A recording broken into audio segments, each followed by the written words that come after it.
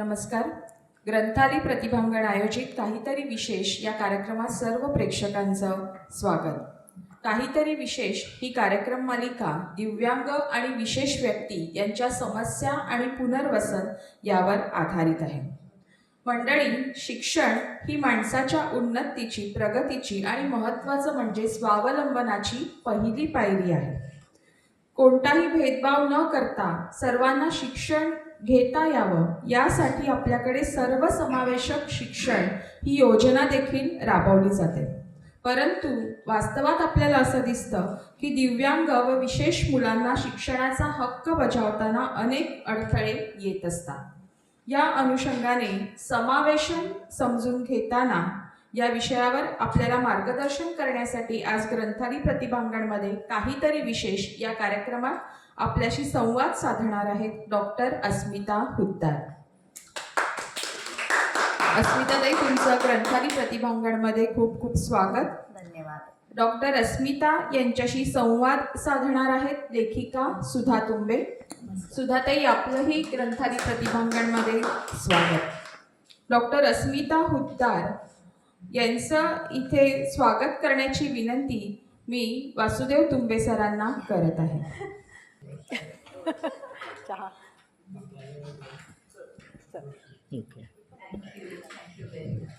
Doctor अस्मिता हुद्दार या गेली 15 वर्ष हशू आडवणी विशेष शिक्षण महाविद्यालयाच्या प्राचार्य आहेत. त्यांचं महाविद्यालय अनुदानित असून विशेष शिक्षण क्षेत्रातील भारतातील पहिलं महाविद्यालय आहे ज्याचं नॅक मूल्यांकन झालेलं आहे. त्यांच्या महाविद्यालयाने महाराष्ट्र शासनाच्या मदतीने BEd अध्ययन अक्षमता हा पाठ्यक्रम राज्यात पहिल्यांदा सुरू केलेला आहे. अमेरिकन शासनाच्या सन्मानित फुलब्राईट स्कॉलरशिपच्या त्या पोस्ट डॉक्टरेट तज्ज्ञ आहेत. डॉक्टर अस्मिता या गेली 36 वर्ष अपंग व्यवस्थापन आणि सर्वसमावेशन या क्षेत्रात कार्यरत आहे. डॉक्टर अस्मिता हुद्दार यांची अजून एक ओळख सांगायची म्हणजे मुंबई विद्यापीठाच्या विशेष शिक्षणाच्या अभ्यास मंडळावर त्या 6 वर्ष अध्यक्ष म्हणून कार्यरत आहे. सध्या त्या सावित्रीबाई फुले पुणे विद्यापीठ आणि SNDT महिला विद्यापीठाच्या अभ्यास मंडळावर सभासद देखील आहे. त्यांच्या मार्गदर्शनाखाली जवळपास 15 विद्यार्थ्यांनी PhD आणि MAd पूर्ण केलेलं आहे. अनेक मान्यवर जर्नल्स आणि विविध मॅगझिन्समधून त्यांचे शोध निबंध प्रकाशित झालेले आहेत. भारतीय पुनर्वास परिषद भारत सरकार यांच्या समावेशन विषयीच्या समितीच्या त्या सन्माननीय सदस्य आहेत. डॉक्टर अस्मिता हुद्दार यांचं मी पुनश्च स्वागत करते आणि काहीतरी विशेषच्या आजच्या भागाची सूत्र मी कार्यक्रमाच्या संवादक लेखिका सुधा तुंबे यांच्याकडे सुपूर्द करते. धन्यवाद. धन्यवाद अश्विनी आणि नमस्कार अस्मिताताई. नमस्कार सुधाताई. पुन्हा एकदा ग्रंथाली परिवारात आपलं स्वागत आहे. सगळ्या प्रेक्षकांना मला सांगावं असं वाटतं की अस्मिता हुद्दार, डॉक्टर अस्मिता हुद्दार यांचा पहिला व्हिडिओ आपण केला आहे आणि मी ह्यांच्यापासूनच आपण या कार्यक्रमाची सुरुवात केली असं म्हणू शकतो. आणि तो कर्णबधिरता या विषयावर होता आणि अतिशय लोकप्रिय झाला. म्हणजे मी म्हणू शकते की व्हायरलच गेला आणि बऱ्याच लोकांनी त्याच्याबद्दल सांगितलं मुद्दामून. आणि त्याच्यानंतर प्रतिभांगण म्हणून आम्ही आमचं ग्रंथालीचं दिवाळी अंक आम्ही काढला आणि ह्या दिवाळी अंकामध्ये यावेळेला पहिल्यांदा असं घडलं आहे की एक दिवाळी अंक संबंध अपंग शिक्षण किंवा अपंगांना समर्पित केलेला आहे. त्या लेखक पण बरेच नवोदित लेखक आहेत तर ते अपंग आहेत किंवा त्यांचे आईवडील आहेत किंवा असा. तर हा खूप छान एक आमचा प्रतिभांगण म्हणून एक काहीतरी विशेष दिवाळी अंक होता आणि त्याच्यामध्ये तुमचा सुज्ञास न चांगले न लगे हा एक हलका फुलका खूप छान अपंगांच्या समावेशिक शिक्षणाबद्दल आधारित एक लेख होता. तो वाचून पण बऱ्याच लोकांनी कौतुक केलं आणि मी म्हणून म्हटलं की एक एपिसोड ह्याच्यावर व्हायलाच पाहिजे आणि आज तो योग साधू झाला. वेलकम पुन्हा. थँक्यू. आजच्या गप्पांना आपण तर सुरुवात करू. मुख्य म्हणजे सर्वसमावेशित शिक्षण जे आहे ही संकल्पना लोकांपर्यंत जास्तीत जास्त पोचवावी अगदी असा म्हणून हा मुद्दामून आपण एपिसोड करतो. बरोबर. आता सुरुवातीला गप्पांना सुरुवात करूया आपण. आमच्या प्रेक्षकांना जरा सांगू शकाल का की सर्वसमावेशित शिक्षण बरोबर आहे म्हणजे इन्क्लुझिव्ह एज्युकेशन म्हणून लोकांना माहिती असतं, बरं. तर त्याला मराठीमध्ये आपण सर्वसमावेशित शिक्षण असं म्हणतो. बरोबर. तर ही संकल्पना नक्की काय आहे? आणि ह्या प्रश्नात अजून एक प्रश्न मी ॲड म्हणजे ह्याच्यात घालते की ह्याच्याबद्दल बरेच गैरसमज आहेत. हो. म्हणजे त्याला इंग्लिशमध्ये आपण मिथ्स म्हणतो. बरोबर. तर त्या पण जरा समजावून सांगाल का? अगदी अगदी. म्हणजे आपण सुरुवात करूया की समावेशन म्हणजे काय रे भाऊ पासून थोडक्यात. तर जसा हा शब्द सांगतो सर्वसमावेशन, तो जितका सोपा आहे तितकीच ही संकल्पना आपण सोपी आहे. पण अर्थातच जेव्हा त्याचं आपण कार्यान्वयन करतो खऱ्या आयुष्यामध्ये, तेव्हा ते जरा बऱ्यापैकी आव्हानात्मक आणि कठीण वाटू शकतं. सो जसा शब्द म्हणतो तसं सर्वसमावेशन म्हणजे सर्वांना सामावून घ्यायचं. मग आपण इन्क्लुझिव्ह इकॉनॉमी म्हणतो, इन्क्लुझिव्ह सोसायटी म्हणतो. म्हणजे समाज आपल्याला सर्वसमावेशक हवा, शाळा हव्या, शिक्षण पद्धती हवी, आपला विकास सर्वसमावेशक हवा. म्हणजे या सगळ्याचा थोडक्यात अर्थ असा होतो की सर्व विभागातील सर्व व्यक्ती किंवा मुलांपर्यंत त्या समावेशनाचे किंवा विकासाचे किंवा शिक्षण पद्धतीचे फायदे पोचले पाहिजे. म्हणजे जे एक साधं ग्लोबल गोल आहे, पूर्ण विश्वाचं एक ध्येय आहे की शिक्षण सर्वांसाठी, not a single child left behind. म्हणजे एकही मूल मागे राहता कामा नये.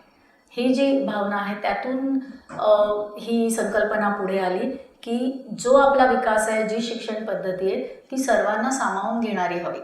मग आता सर्वांना सामावून घ्यायचं म्हणजे त्यातला मी जसं माझ्या विद्यार्थ्यांना सांगते तसं की सर्वात महत्त्वाचा शब्द आहे सर्व. आपण खूप कॅज्युअली घेतो ऑल, एज्युकेशन फॉर ऑल म्हटल्यानंतर आपल्याला वाटतं हां सर्व, पण सर्व म्हणजे प्रत्येक मुलापर्यंत पोहोचणं.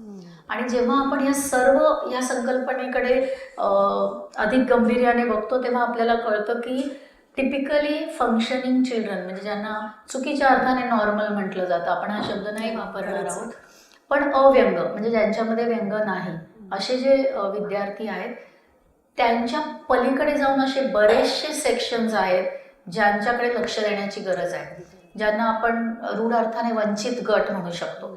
काही कारणाने जी सध्याची समाज व्यवस्था आहे, शिक्षण व्यवस्था आहे, ती त्यांच्यापर्यंत प्रभावीपणे पोचवली जात नाही काही कारणांमुळे. सो त्यांना सामावून घेणं हे महत्त्वाचं आहे. मग ते आर्थिकदृष्ट्या दुर्बल गट असतील, आपल्या देशामध्ये अनफॉर्च्युनेटली आपल्याला माहिती आहे की जाती व्यवस्था आहे त्याच्यामुळे असू शकतं, लिंगभेदामुळे असू शकतं, किंवा अनेक वेळा दुर्गम भागामध्ये हे कुटुंब आहेत म्हणून शिक्षण त्यांच्यापर्यंत पोहोचलं नाही किंवा विकास त्यांच्यापर्यंत पोहोचला नाही असं आपण म्हणू. तर ह्या विविध गटातील विद्यार्थ्यांना आपण कसं सामावून घ्यायचं, कसे सगळे, अगदी एक महत्त्वाची संकल्पना आहे एका छताखाली शिकू शकतील. ही म्हणजे मी जसं म्हटलं तसं समजून घ्यायला फारशी अवघड नसलेली संकल्पना आहे. पण आता एका छताखाली विविध प्रकारच्या सर्व मुलांनी शिकायचं म्हणजे मग बरेचसे आपल्याला बदल करणं आवश्यक आहे शिक्षण पद्धतीमध्ये. सो ते करून जेव्हा आपण आपलं शाळा सर्वसमावेशित बनवतो तेव्हा मग आपण समाज विकास बनवण्याची स्वप्न बघू शकतो. सो लाईक दे से की शाळेमध्ये किंवा वर्गामध्ये जे घडतं it is like a miniature nation. जे जगात आणि जे देशात घडत असतं तेच वर्गांमध्ये घडत असतं. सो आपण वर्गांना सर्वसमावेशक बनवलं तर मग आपण पुढे जाऊन हे ध्येय ठेवू शकतो की आपला देश खऱ्या अर्थाने सर्वसमावेशक होऊ शकतो. आणि जसं सुधाताई तुम्ही म्हटलं की समावेशन म्हणजे काय नाही हे पण बोलायला हवं की त्याच्याविषयी काय गैरसमज आहे. सो सर्वात महत्त्वाचं म्हणजे सगळ्यांना असं वाटतं इन्क्लुझिव्ह एज्युकेशन म्हणजे अपंग व्यवस्थापनाच्या दृष्टीने केलेलं काहीतरी पायरी आहे, काहीतरी पाऊल उचललेलं आहे. तर ते तसं नाही आहे. अपंगत्व हे वैविध्याचा एक भाग झाला. वर्गावर्गामध्ये जी मुलं असतात ती खूप हेट्रोजेनस असतात, म्हणजे विभिन्न जिन्सी असतात, एकमेकांपेक्षा खूप वेगळी असतात. तर भाषेने वेगळी, धर्माने वेगळी, त्यांच्या प्रेरणेची स्तर वेगळा, त्यांच्या घरची पार्श्वभूमी वेगळी, आईवडिलांचं शिक्षण वेगळं. जसं काही वेळा आपण म्हणतो फर्स्ट जनरेशन लर्नर्स, म्हणजे ज्यांचे आईवडील अशिक्षित आहेत, असे विविध प्रकारची मुलं असतात आणि त्या सर्वांचं समावेशन आपल्याला साधायचं आहे. आणि त्यातलाच एक काही अर्थाने वंचित गट आपण म्हणू शकतो तो म्हणजे अपंग मुलांचा गट. पण असं नाहीये की सर्वसमावेशित शिक्षण म्हणजे फक्त अपंगांना साध्या मुख्य प्रवाहाच्या शाळेत प्रवेश दिला म्हणजे सर्वसमावेशन झालं, हे एक मोठी गैरसमजूत आहे. तर ते तसं नाही आहे. सर्व प्रकारच्या वैविध्यासाठी आपला वर्ग आपल्याला तयार करायला हवा, वर्ग पण आणि अर्थात शिक्षक पण, त्याच्याविषयी आपण बोलणारच आहोत. सो ही एक मोठी गैरसमजूत आहे. दुसरं असं बऱ्याच जणांना वाटतं, इनफॅक्ट विशेष शिक्षणामधल्या पण काही जणांना अशी भीती वाटत होती की जेव्हा आपण सर्वसमावेशन म्हणतो म्हणजे अपंग मुलांचा शाळा प्रवेश मुख्य प्रवाहाच्या शाळेत होणार, तेव्हा सगळ्या स्पेशल शाळांना कुलप लागणार आणि सगळ्या स्पेशल शाळा, विशेष शाळा ज्या आहेत विविध अपंगांसाठी, त्या बंद करणार किंवा शासन त्यांना मदत करणार नाही किंवा त्याची गरज उरणार नाही. तर असं नाही आहे. आपल्याकडे 21 प्रकार आहेत अपंगत्वाचे आणि प्रत्येक प्रकारामध्ये विविध स्तर असतात, सौम्य, तीव्र, अतितीव्र असे.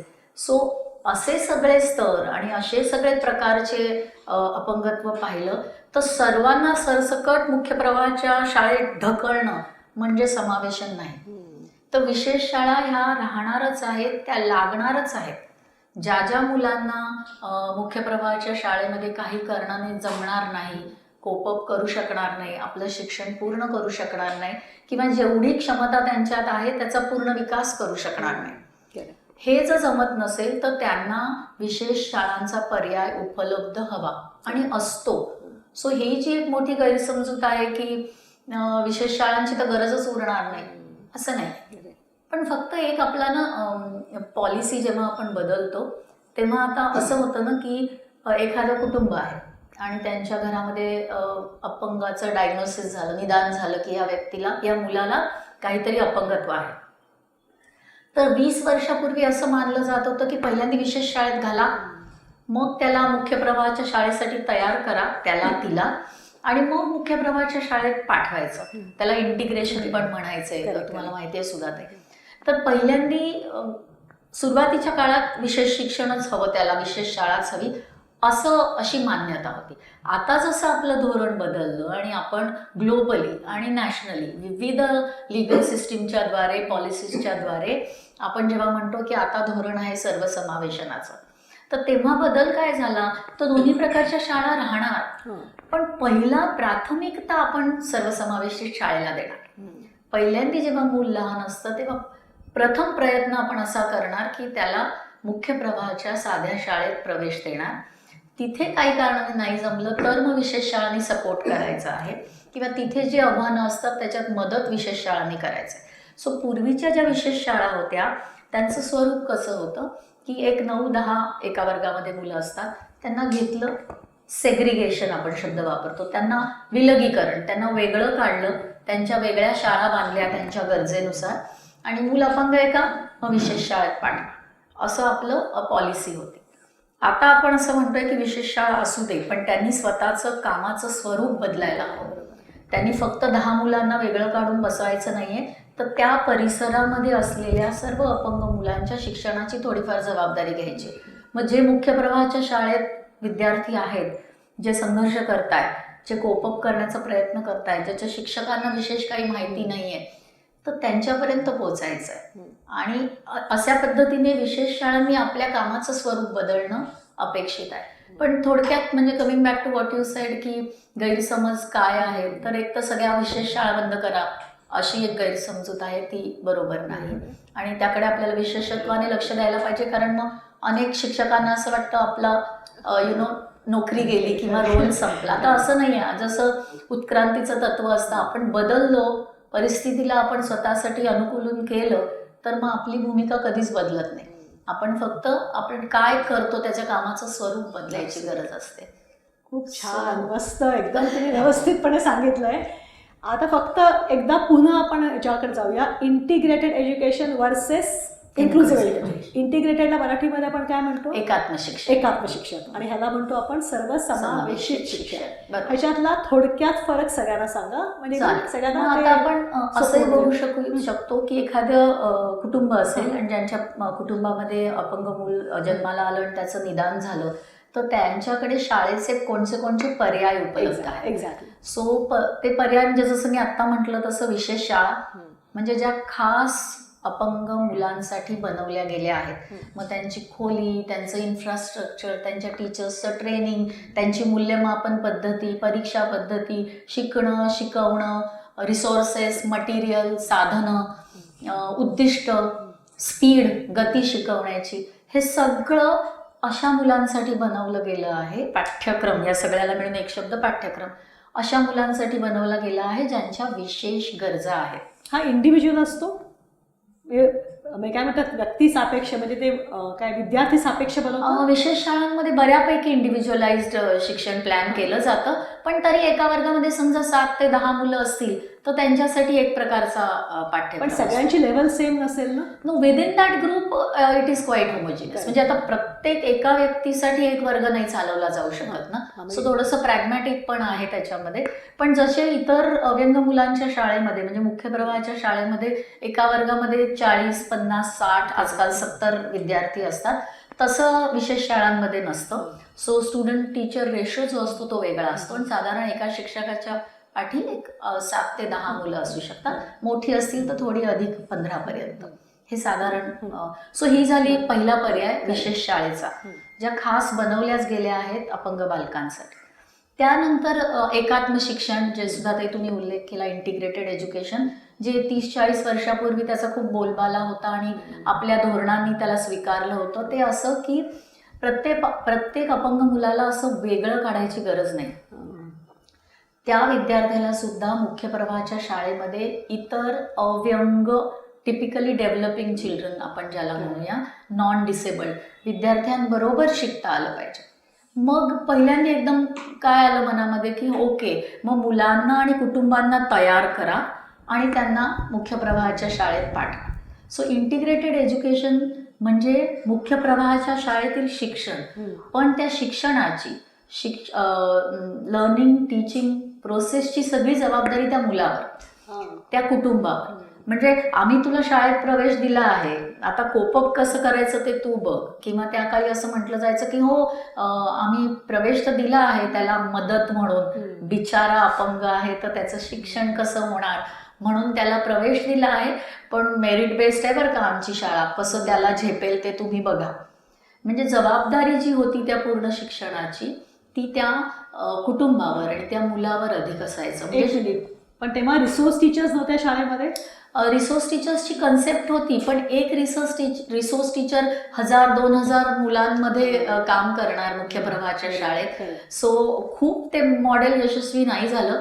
पण ऑफकोर्स रिसोर्स टीचर नावाची जी शिक्षक असते मुख्य प्रवाहाच्या शाळेमध्ये, तिची किंवा त्यांची जबाबदारी असते की त्या मुलाला सामावून घेणं.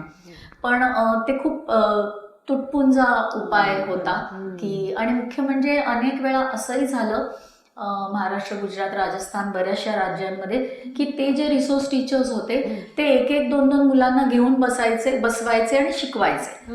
हे उद्दिष्ट नव्हतं. शाळेत बदल करून आणायचं आणि शाळेतल्या ह्युमन रिसोर्सला ट्रेनिंग द्यायचं, हे उद्दिष्ट होतं. तर ते थोडंसं भरकटलं गेलं. सो कमिंग बॅक, आपण ऑप्शन्स बघतोय, पर्याय कोणते कोणते आहेत. आपण बघितलं विशेष शाळा ज्या खास अपंग विद्यार्थ्यांसाठी बनवलेल्या असतात. देन इंटिग्रेटेड एज्युकेशन, ज्या मुख्य प्रवाहाच्या शाळा आहेत ज्याच्यामध्ये आपण दयाबुद्धीने अपंग मुलांना घेतलं, पण तुम्ही काय ते बघा असा तो साधारण ॲटिट्यूड होता. रिसोर्स टीचर असल्या तरी त्या पुरेशा तो सपोर्ट पुरेसा नव्हता. मग आता असं पुढे आलं की एक विद्यार्थी आणि एक कुटुंबावर काम करण्यापेक्षा जी सिस्टीम आहे त्याच्यावर काम केलं तर तो बदल परमनंट असू शकेल, कायम स्वरूपाचं असेल. एक मूल येणार, त्या मुलावर काम करायचं आणि त्याला शाळेत आणायचं आणि शाळेचा ॲटिट्यूड असा आहे की आम्ही बदलणार नाही, तुम्ही या, तुम्हाला प्रवेश दिलाय ना म्हणजे मग आता तुम्ही काय ते बघा, आम्ही तर खूप मेरिट गव्हर्न्ड आहोत, आमचा तर SSCचा रिझल्ट 100% असतो बाबा, त्यात आता तुम्ही बघा की तुम्ही कसे पास होणार. असं अलिखित मान्यता होती, असा दृष्टिकोन होता. मग जाणवलं की असं एक विद्यार्थ्यावर, एक फॅमिलीवर काम करणार एकाच रिसोर्स टीचर किंवा इटिनरंट टीचरची पण आपल्याकडे पद्धत होती. म्हणजे ज्याच्यामध्ये फिरस्त शिक्षक, की एक शिक्षक 5-6 शाळेसाठी अकाउंटेबल होता. त्यांनी सोमवारी या शाळेत जायचं, मंगळवारी त्या शाळेत जायचं आणि त्या शाळेतली व्यवस्था बघायची की ती अपंगांसाठी कशी अपंग स्नेही असू शकते. हे सर्व शिक्षा अभियानतर्फे तर्फे असायचं पण होतं, इंडिव्हिज्युअल प्रायव्हेट प्रकल्प पण होते, पण त्या काळी ते खूप मान्यता प्राप्त होतं. पण अगेन खूप मोठ्या प्रमाणावर यश त्याच्यामध्ये नाही येऊ शकलं, कारण अल्टिमेट अंतिम सत्य हेच आहे की जी परमनंट व्यवस्था आहे तिने बदलायला हवं आहे. आणि तिने त्या व्यवस्थेने म्हणजे शिक्षा व्यवस्था, बेसिकली शाळा, त्यांनी असं व्हायला हवं की विविध प्रकारच्या आणि विविध स्तरावरच्या अपंग किंवा इतरही वैविध्य असलेल्या मुलांना स्वीकारून घेण्यासाठी स्वतःला मी नेहमी 2 शब्द वापरते की ब्रॉडर करायला हवं आणि फ्लेक्झिबल करायला हवं. म्हणजे आपला आवाका वाढवायला हवा. मी जर म्हटलं की नाही आमच्याकडे एप्रिलमध्ये ॲडमिशन होतात आणि मार्चमध्ये परीक्षा होतात, तर भटक्या जमातीतल्या किंवा बांधकाम कामगार जे मोठ्या प्रमाणात आपल्या देशामध्ये आहेत, जे 6 महिने शेती करतात आणि 6 महिने शहरात येऊन बांधकामाचे कामगार म्हणून काम करतात, त्यांची मुलं कुठे जाणार?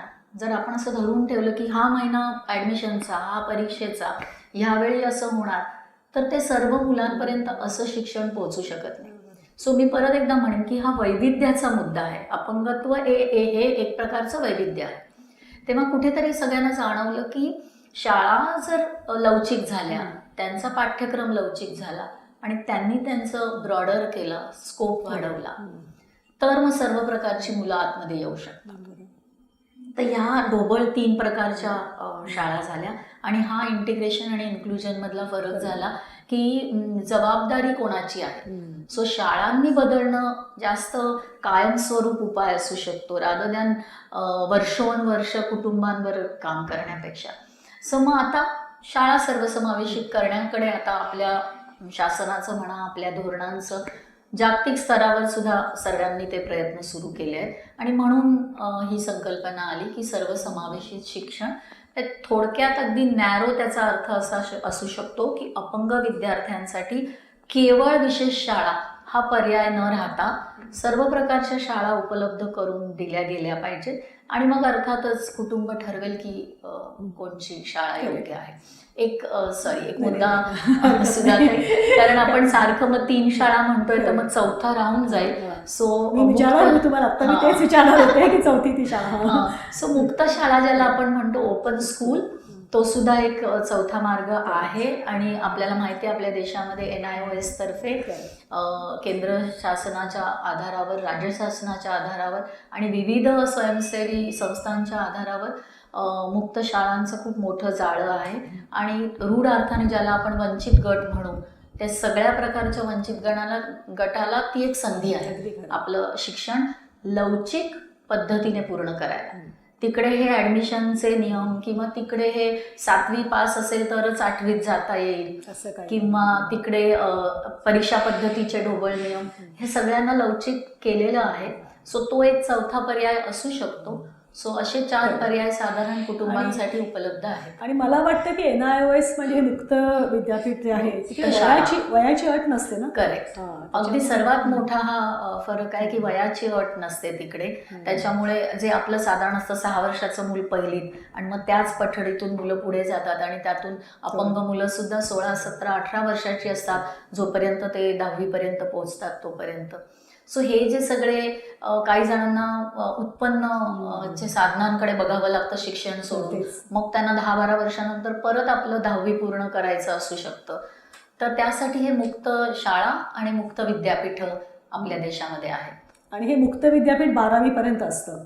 नाही, विद्यापीठ म्हणजे ग्रॅज्युएशन पर्यंत पण आहे. म्हणजे एखाद्या व्यक्तीचं, म्हणजे मी आता अपंगाच्या दृष्टीनं बोलत नाही, मी नॉर्मल मुलांच्या समजा काही की काही कारणामुळे कोणाचं तरी शिक्षण अपूर्ण राहिलं असेल, अपूर्ण झालं असेल, तर हे मुक्त विद्यापीठातून ते पूर्ण करू शकतात.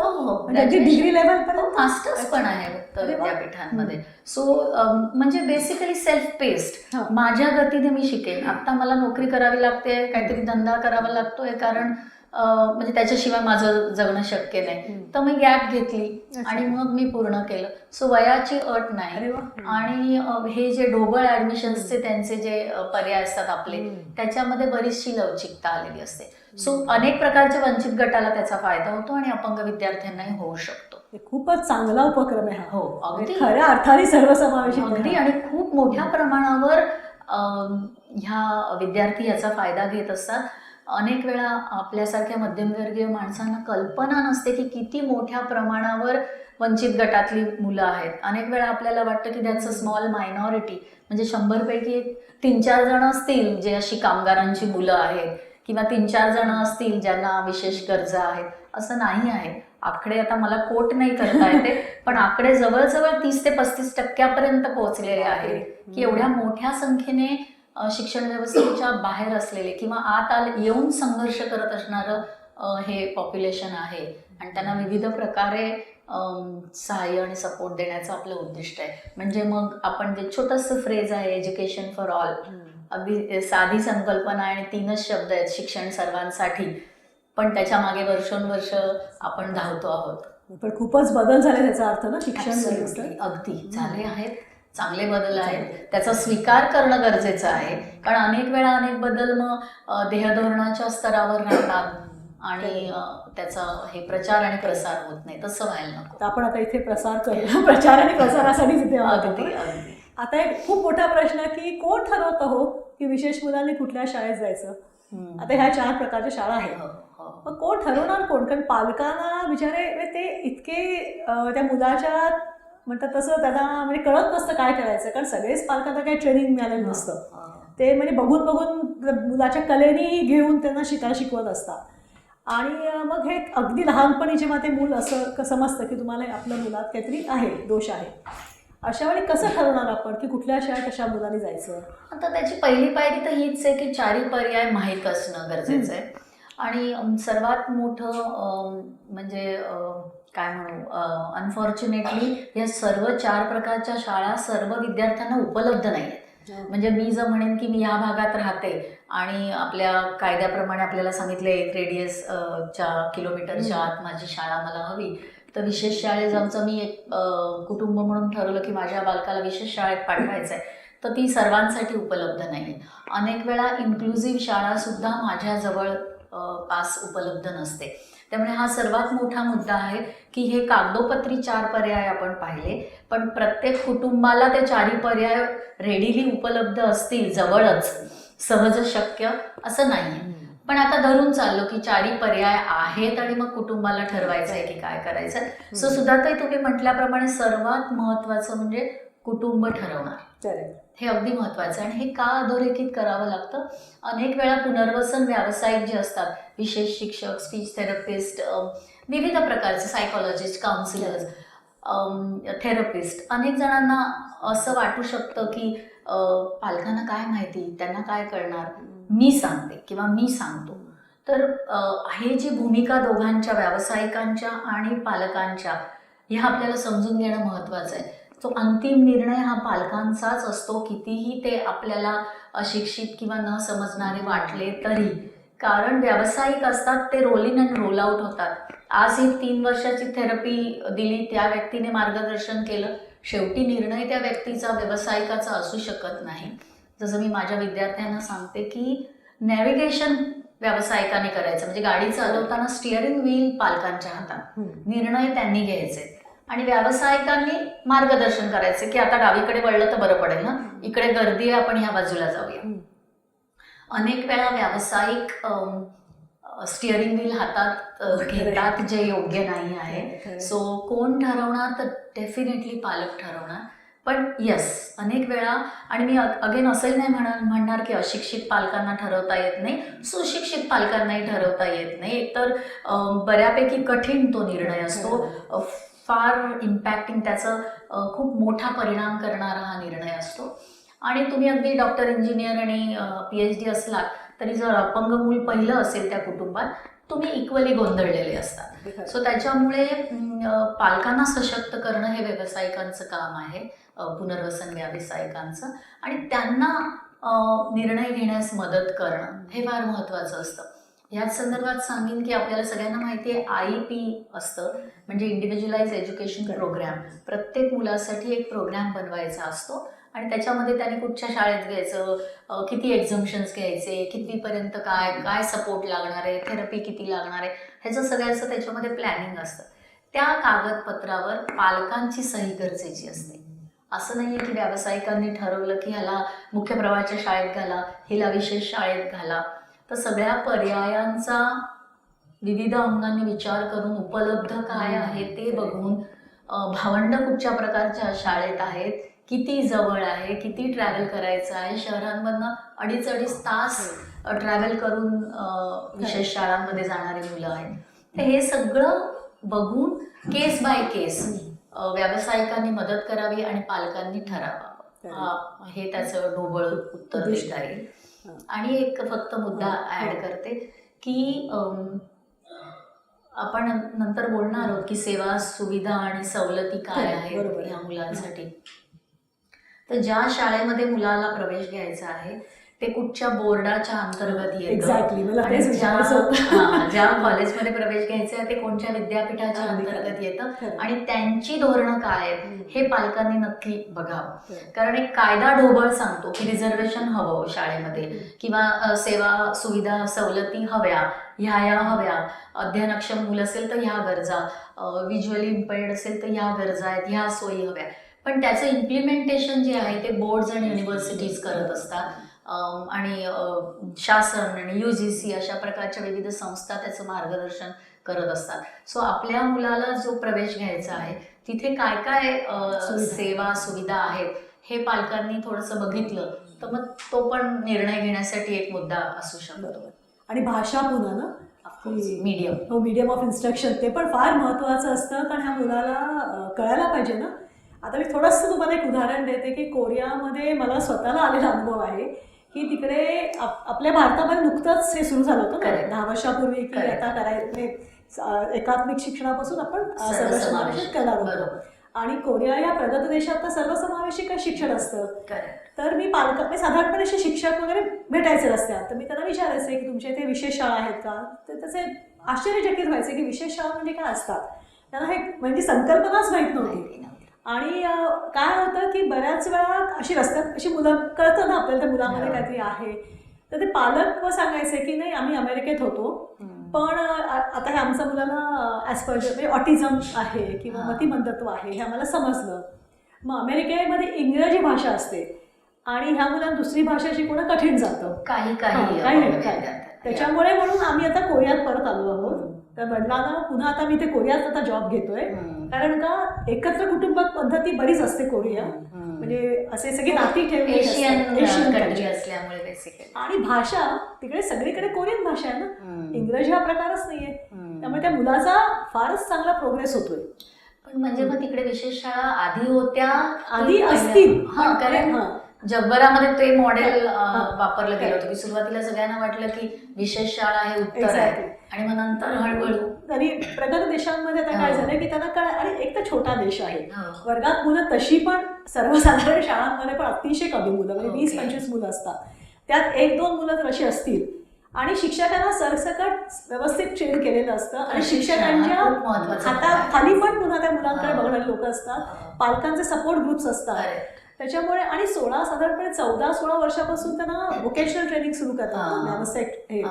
आता हे मी जरा नाही पण महत्वाचं आहे, देशोदेशी काय चाललंय हे पण आपण बघणं गरजेचं असतं. आपण म्हणतो की विशेष शाळा वगैरे, पण हे अशा प्रगत देशात त्यांना माहितच नसतं की विशेष शाळा म्हणजे काय. कारण त्यांनी हे आहेत अनेक प्रगत देशात आहेत, जसं मी म्हटलं तसं की विशेष शाळांचा पर्याय फॅमिलीसाठी उपलब्ध ठेवणं महत्वाचं आहे.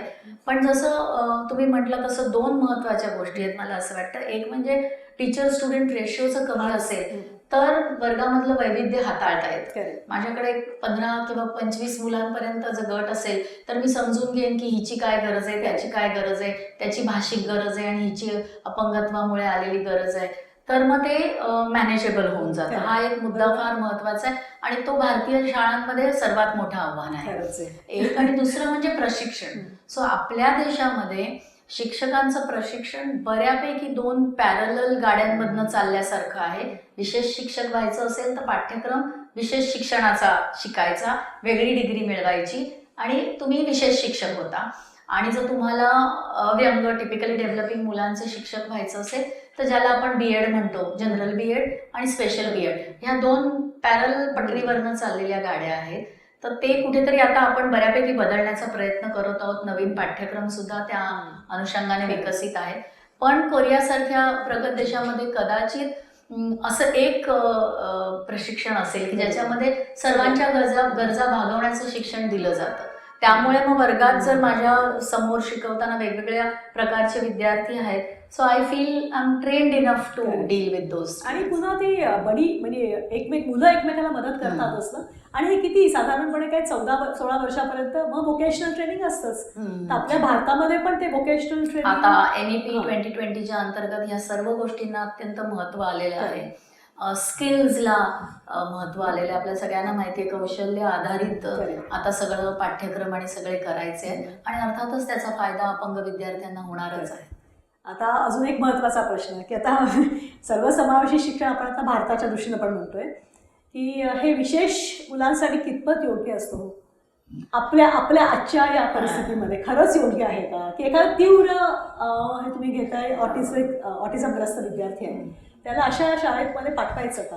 सो मला एका शब्दात जर उत्तर द्यायला तुम्ही कॉलर पकडून सांगितलं तर मी हो म्हणेन. पण तिथे उत्तर अर्थातच थांबवणं योग्य नाही, कारण जेव्हा आपण हो म्हणतो त्याच्या पुढे परंतु असतो आणि तो परंतु खूप मोठा असतो. येस बट असं ते असतं. त्याच्यामुळे जसं मी आत्ता म्हटलं तसं स्पेशल शाळा राहणार आहेत आणि त्या असणार आहेत आणि ज्यांना त्यांची गरज आहे त्यांच्यासाठी त्या कार्यरत असणं गरजेचं आहे. आणि कुठल्याही पॉलिसीमध्ये असं म्हटलेलं नाही आहे की स्पेशल शाळा बंद करायच्या, त्यांना कुलपं ठोकायचे तुम्हाला. पण महत्त्वाचं काय आहे की पहिला चॉईस काय असणार आहे. सो जेव्हा आपल्याला माहिती नाही, असं आपण म्हणूया 100 पालक आहेत आणि 100 मुलं आहेत, त्याच्यापैकी 5 मुलांच्या बाबतीत मी छातीटोपपणे म्हणू शकेल की ह्यांना मुख्य प्रवाहाची शाळा सूट आहे, ह्यांना इन्क्लुझिव्ह एज्युकेशनला पाठवा. समजा 5 मुलांच्या बाबतीत मी म्हणेन की नाही विशेष शाळेची गरज आहे, यांना विशेष शाळेत पाठवा for what ever reason, case by case study केल्यावर. उरलेले जे 90% आहेत त्यांच्या बाबतीत काय करायचा मोठा प्रश्न असतो. सो जेव्हा आपण धोरणं बदलतो त्यातून त्याचा अर्थ असा आहे की पहिला चॉईस आता इन्क्लुझिव्ह एज्युकेशनचा ठेवायचा आहे, प्राथमिकता. म्हणजे इथेही प्रयत्न करायचा आहे, तिथेही प्रयत्न करायचा आहे, ट्रायल एरर प्रमाणे. तर मग पहिल्यांदा आपण प्रयत्न करणार आहोत की त्यांनी मुख्य प्रवाहाच्या शाळेमध्ये प्रवेश घ्यावा आणि मग नाही जमलं तर मग त्यांनी विशेष शाळांचा आधार घ्यावा किंवा continuously as they learn in a mainstream school विशेष शाळांनी त्यांना सपोर्ट देत राहावा. अशा प्रकारचं आपलं थिंकिंग आहे. त्याच्यामुळे इफ यू आस्क मी की सर्वसमावेशनाचा पर्याय योग्य आहे का, तर हो आहे. पण त्याच्यासाठी आपल्याला खूप स्वतःमध्ये बदल करायचे, शिक्षण व्यवस्थेला स्वतःमध्ये बदल करायचे, मानसिकतेत आपल्या बदल करायचे आहेत. कारण हे सगळं ना 180 डिग्री बदलणारे from charity to right based, म्हणजे इंटिग्रेटेड एज्युकेशन पर्यंत आपण कुठच्याही प्रकारच्या अपंग मुलांना शाळांमध्ये सामावून घेतलं. कारण जसं मी आधी म्हटलं तसं बिचारे त्यांना मदत केली पाहिजे, आपण नाही त्यांना प्रवेश दिला तर त्यांचं कसं होईल, ही भावना होती आणि ही ढोबळ मानसिकता होती. तिकडनं आपण 180 डिग्री दुसऱ्या बाजूला आता येत आहोत की त्यांना प्रवेश द्यायचा आहे कारण त्यांचा हक्क आहे. बरोबर, ॲज सिम्पल ॲज दॅट.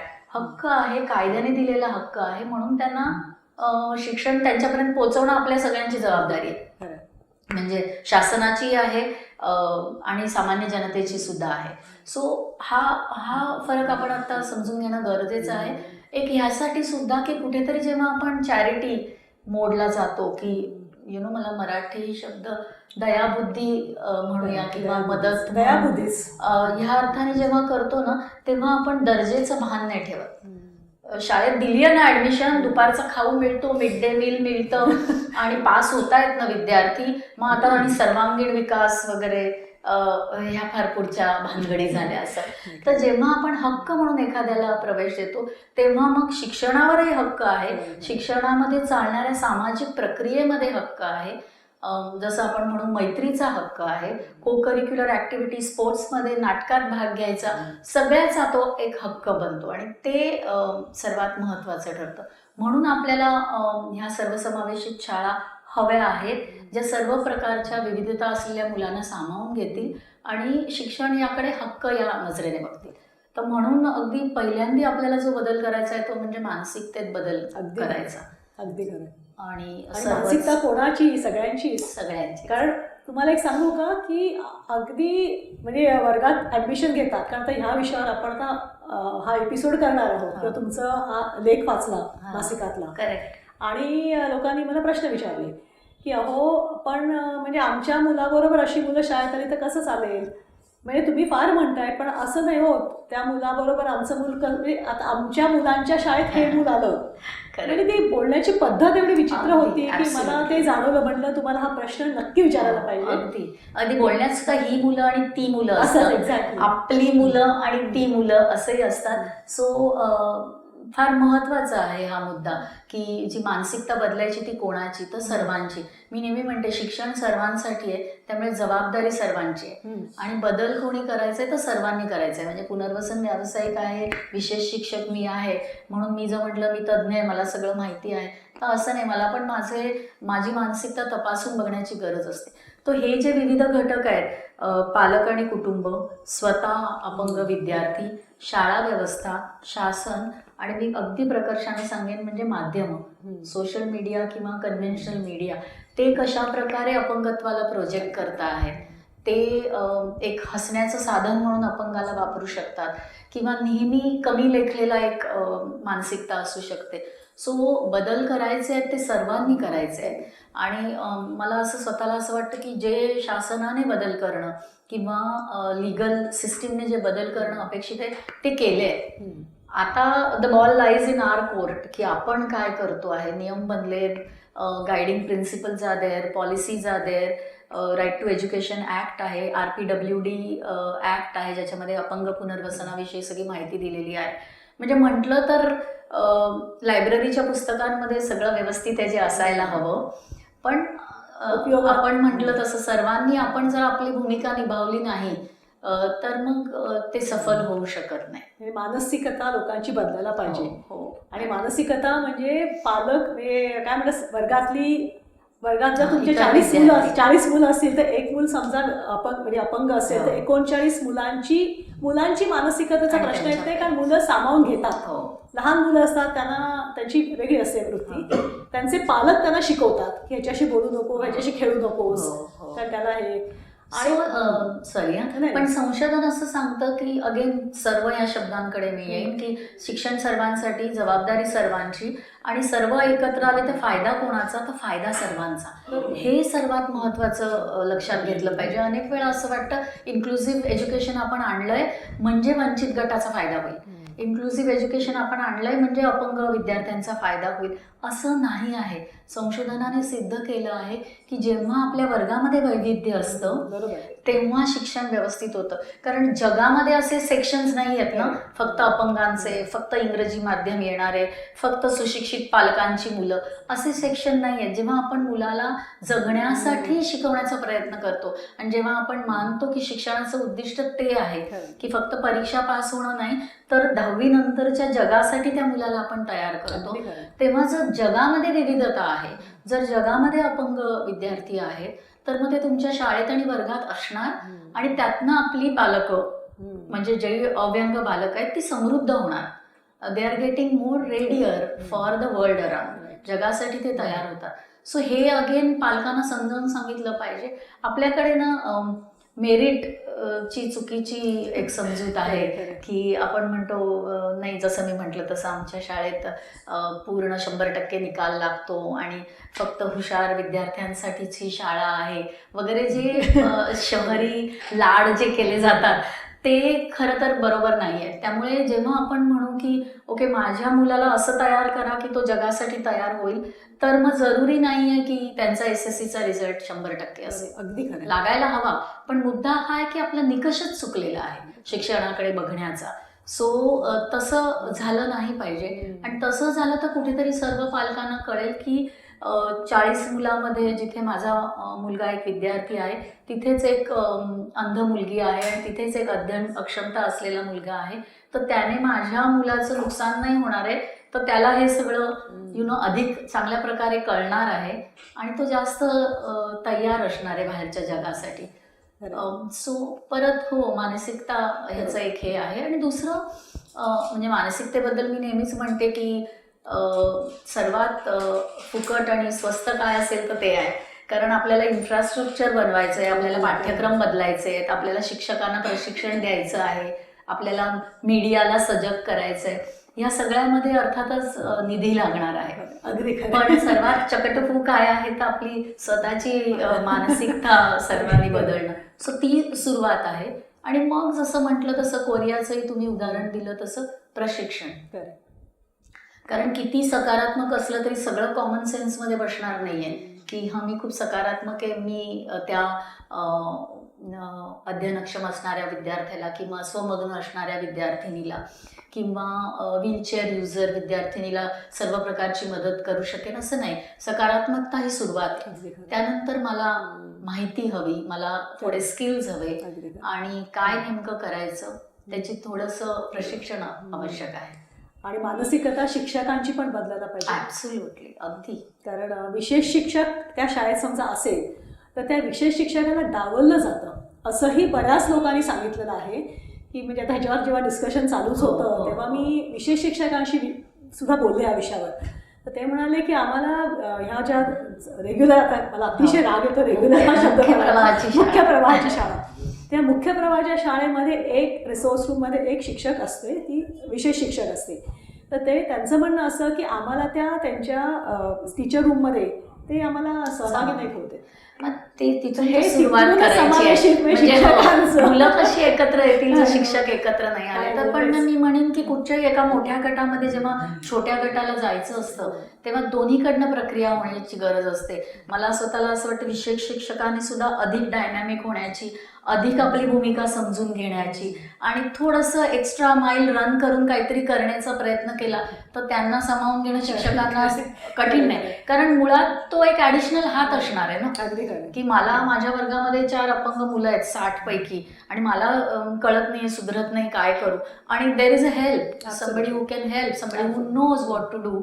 तर मग त्याकडे बघता येईल. पण दोन्हीकडनं प्रयत्न झाले पाहिजे. विशेष शिक्षकांनी सुद्धा जसं मी म्हटलं तसं सुरुवातीच्या काळात किंवा अजूनही अनेक विशेष शिक्षकांना वाटतं की जेव्हा ते मुख्य प्रवाहाच्या शाळेत काम करतात तेव्हा त्या अपंग मुलांना वेगळं घेऊन बसायचं आहे आणि त्यांना कोचिंग इंडिव्हिज्युअलाइज द्यायचं आहे. असं नाही आहे. थोडंफार गरज पडली तर तेही करावं लागेल. पण मुख्य म्हणजे सर्व शिक्षकांना प्रशिक्षण देणं, कायद्याने जे त्यांना हक्क दिलेले आहेत, म्हणजे परत ते सेवा सवलत, आरक्षण आणि सूट हे 4 वेगळे प्रकार आहेत. त्या 4ची माहिती ठेवणं, त्या दृष्टीने लागणारे फॉर्म जवळ ठेवणं, विद्यार्थ्यांना मार्गदर्शन करणं की ही ओके व्हिज्युअल इम्पेअर्ड आहे का, मग भूमितीमध्ये ही सवलत मिळू शकेल. कर्णबधीर आहे का, मग 3 भाषा फॉर्म्युलाच्या ऐवजी 2 भाषा घेता येईल आणि 3ऱ्या भाषेच्या ऐवजी 2रा विषय घेता येईल. किंवा अध्ययनक्षम आहे तर मग परीक्षेच्या वेळेला जास्त वेळ दिला जाईल.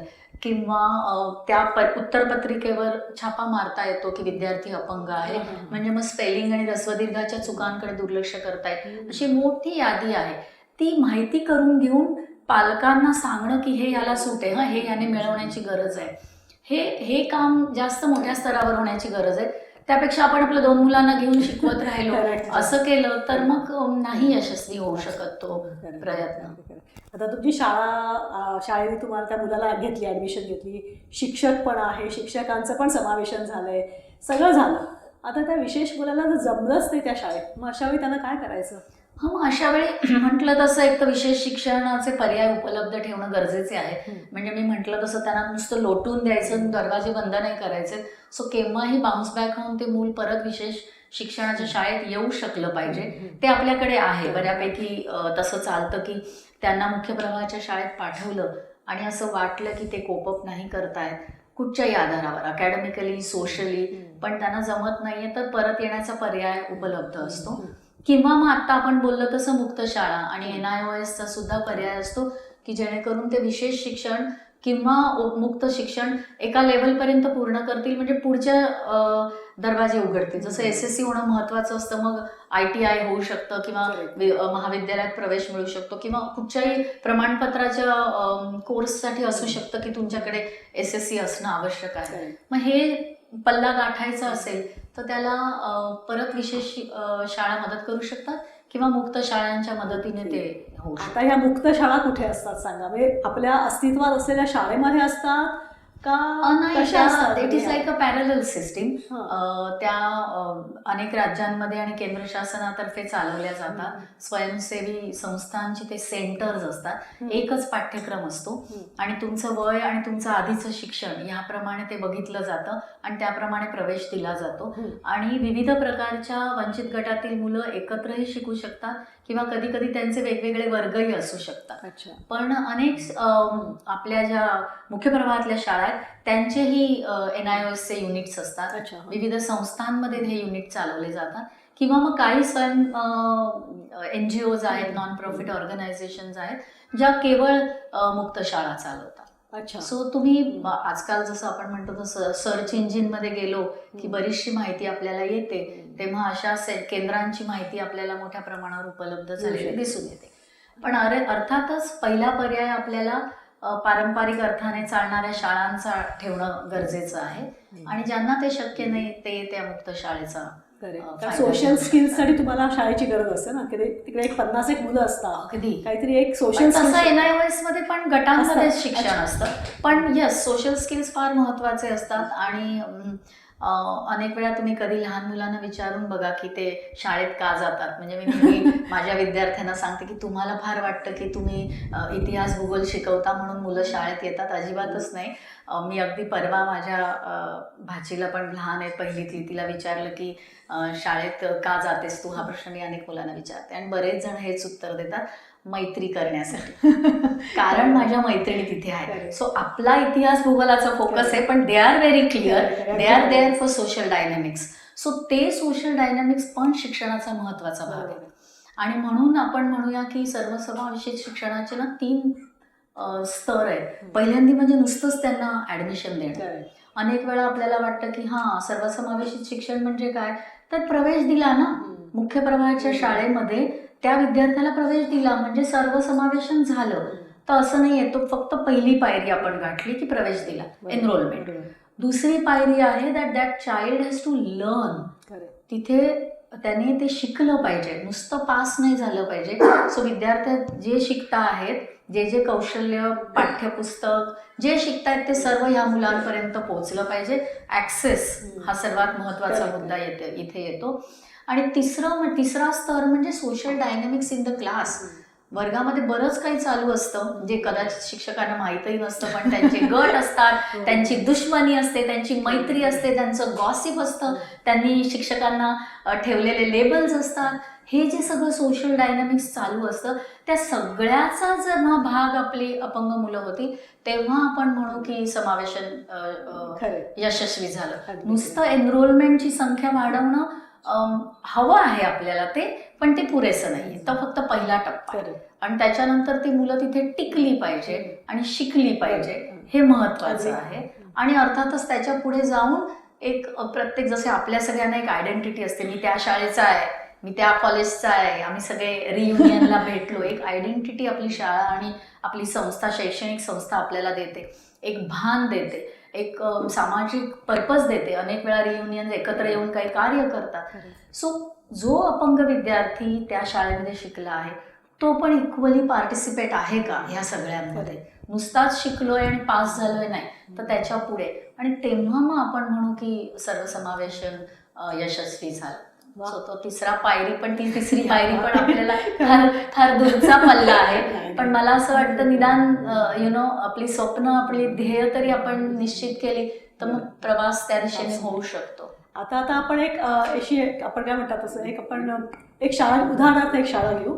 ती शाळा आहे आणि त्या शाळेला आता आपल्याला सर्वसमावेशित करायचं आहे. तर अस्तित्वात असलेली ही शाळा की ज्याच्यामध्ये काहीही त्यांना सुविधा नाही आहेत, काही नाही, त्यांनी ठरवलं एक दिवशी की मॅनेजमेंटने डिसिजन घेतला की नाही, आपल्याकडे आपण ह्या अशा विद्यार्थ्यांना, अशा नाही, ह्या थोड्याशा वेगळ्या काहीतरी विशेष असलेल्या मुलांना आपण प्रवेश द्यायचा आहे. बरोबर. अशा वेळी त्या सर्वसमावेशित कशा करता येतील? ठीक आहे. सो पहिल्यांदा फक्त एक मी इथे करेक्शन करते की आता हा व्यवस्थापनाचा निर्णय राहिलेला नाहीये की अपंग मुलांना घ्यायचं का नाही. अच्छा. कारण कायद्याने आता हे कंपल्सरी आहे. So nobody can deny admission on the basis of disability. So अपंगत्वाच्या आधारावर कुठची शैक्षणिक संस्था प्रवेश नाकारू शकत नाही, पिरियड, पूर्णविराम. सो हा मॅनेजमेंटचा निर्णय राहिलेला नाहीये. मॅनेजमेंट आणि शिक्षक सर्वांनी आता स्वतःला या सर्व समावेशनासाठी तयार करायचं आहे. अच्छा. So there is int any decision making involved, कारण हा निर्णय देशाने आणि जगाने घेतला. सो त्या दिशेने आता आपल्याला पुढे जायचं आहे. पण बरोबर आहे की शाळांनी सुरुवात कुठून करायची, शाळांनी स्वतःला कसं बदलायचं. तर आता आपण बरंचसं बोललो मानसिकतेवर बदलण्यासाठी. ते आहे, ते करण्यासाठी मुळात त्यांनी पॉझिटिव्हली तो प्रवेश दिला पाहिजे आणि दयाबुद्धीने न देता हक्क आहे म्हणून दिला पाहिजे आणि स्वतःमध्ये बदल करायची त्यांनी मानसिकता ठेवली पाहिजे. त्यानंतर मला वाटतं सर्वात महत्त्वाचे 2 मुद्दे येतील. एक म्हणजे प्रशिक्षण, बरोबर. शिक्षकांचं, व्यवस्थापनाचं, इतर विद्यार्थ्यांच्या पालकांचं, शिक्षकेतर कर्मचाऱ्यांचं, social worker, counsellor, psychologist, therapist, जे कोण त्या शिक्षण व्यवस्थेचा भाग आहेत त्या सर्वांचं अभिमुखीकरण, ओरिएंटेशन, प्रशिक्षण करण्याची गरज आहे की अपंगत्व म्हणजे काय आणि कसं अपंगत्व वेगवेगळ्या विद्यार्थ्यांचं वेगळ्या स्वरूपाचं असतं. सरसकट आपण असं नाही म्हणू शकत की हे सर्व विद्यार्थ्यांना लागू आहे. केस बाय केस ते ठरवायला हवं. सो प्रशिक्षण अत्यंत महत्त्वाचा मुद्दा.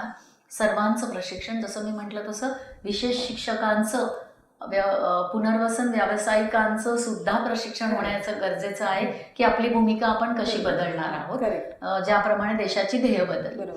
सो मी म्हणेन प्रशिक्षण. आणि दुसरं म्हणजे ह्या ज्या आहेत सेवा सवलती, सूट आणि आरक्षण, ह्यांना नीट समजून घेणं आणि ते हक्क आधारित समाजाकडे आपल्याला घेऊन जाण्यासाठी आवश्यक आहे हे समजून घेऊन त्याच्यासाठी उपलब्ध असणारे गाईडलाईन्स, तत्व, फॉर्म्स, प्रोसिजर्स, कोणाची प्रमाणपत्र लागतात, कोणाच्या सह्या लागतात, कुठे जमा कराव्या लागतात. जसं मी म्हटलं तर अनेक प्रकारच्या सूट आणि सवलती आहेत. कर्णबधिरांना भाषेच्या संदर्भात आहेत, अटेन्शन स्पॅनच्या संदर्भात आहेत, जे मंददृष्टी आहेत त्यांना अनेक प्रकारचे. सो 21 प्रकारच्या ज्या अपंगत्व आहेत त्या सर्व प्रकारच्या अपंगत्वांना विविध प्रकारच्या सेवा सवलती, सूट आहेत, त्यांची आवश्यकता असते. तर त्या समजून घेणं, त्या कोणत्या आहेत, जी शाळा आहे ती कुठच्या बोर्डच्या अंतर्गत आहे, त्या बोर्डमध्ये काय सेवा सुविधा दिलेल्या आहेत त्यांच्या वेबसाईटवर, आणि त्याचा उपयोग करण्यासाठी मी पालकांना कशी मदत करू शकते, त्याचे नियम कसे समजावून घेऊ शकते, हे फार महत्त्वाचं आहे. आणि मी एक इथे आता फरक सांगते की जेव्हा आपल्याला सेवा सवलती, सूट आणि आरक्षण हवं असतं अपंग विद्यार्थ्यांना, तेव्हा प्रमाणपत्राची गरज असते. डिसेबिलिटी सर्टिफिकेट आणि डिसेबिलिटीचं डायग्नोसिस म्हणजे निदान झालेलं असणं गरजेचं असतं. पण त्याच्या व्यतिरिक्त सुद्धा माइल्ड अपंगत्व असणं, ज्याच्याकडे कदाचित प्रमाणपत्र नसेल किंवा अजूनही आयडेंटिफाय न झालेली स्ट्रगलिंग लर्नर्स आम्ही म्हणतो की जे शिक्षणाचा संघर्ष करतात, कळलंच नाहीये की त्याची अजून कुठचं अपंगत्व आहे, अशा विद्यार्थ्यांना ना अनुकूलनाची गरज असते. You have to adapt your teaching learning process and the entire system to suit all the students. Again ALL, all students, महत्वाचा शब्द.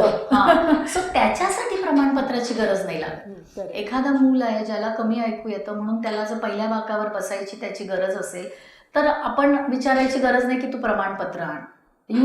की त्याला माइल्ड हिअरिंग लॉस आहे, पहिल्या बाकावर बसल्यावर तो शिक्षणाच्या लूपमध्ये राहणार आहे, अशा वेळी प्रमाणपत्राची गरज नाही. तर अशा वेळी काय लागतं तर अशा वेळी 3 शब्द वापरले जातात: ॲडजस्टमेंट, अडॅप्टेशन आणि अकोमोडेशन. रिझनेबली हे करता आलं पाहिजे शिक्षकांना, आणि त्यासाठी सुद्धा प्रशिक्षणाची गरज आहे की कुठच्या विद्यार्थ्याला कुठच्या प्रकारच्या, जास्त टेक्निकल त्यातले फरक आणि त्यातल्या संबंधावर सांगत नाही, पण एकच आहे की शेवटी बदल करायचा. जर ह्या विद्यार्थ्याला असं समजत नाही तर ते तसं शिकवायचं आहे. जर ह्या विद्यार्थ्याला ढोबळ असलेलं टेक्स्टबुक वाचता येत नाहीये तर त्याला मॅग्निफाईंग ग्लास द्यायला हवा किंवा ब्रेलमध्ये उपलब्ध करून द्यायला हवं, किंवा कर्णबधीर असेल तर सोप्या भाषेत अधिक व्हिज्युअल प्रेझेंटेशनने टेक्स्टबुक उपलब्ध हवं. म्हणजे पाठ्यक्रमाचे जे विविध अंग आहेत त्या सगळ्यामध्ये बदल करणं आवश्यक आहे. सो आपल्या शाळांना आपण कसं समावेशित बनवणार आहोत तर मानसिकता बदलून, प्रशिक्षण देऊन आणि स्वतःला तयार करून की कसं मी सिटिंग अरेंजमेंट बदलू शकते, किंवा बडी सिस्टीम नावाचे खूप चांगली पद्धती आपल्या देशामध्येही आहे आणि प्रगत देशांमध्ये वापरलं जातं की एक अपंग मूल असेल तर त्याची मैत्री जुळवून द्यायची कोणाबरोबर तरी, की तो मदत करेल असं नाही, पण त्या दोघांची मैत्री होईल, ते एकमेकांना सपोर्ट करतील, जे मिसिंग असेल ते एकमेकांना सामावून घेतील. सो असे विविध स्ट्रॅटेजीज आहेत. जसं मी म्हटलं तसं बरेचसे कन्सेशन्स आहेत. परीक्षा पद्धतीमध्ये एखादं कर्णबधिर मूल असेल त्याला रिसेटेशन असतं लहानपणी, कविता म्हणून दाखवायचं, त्याला 5 मार्क 10 मार्क असतात.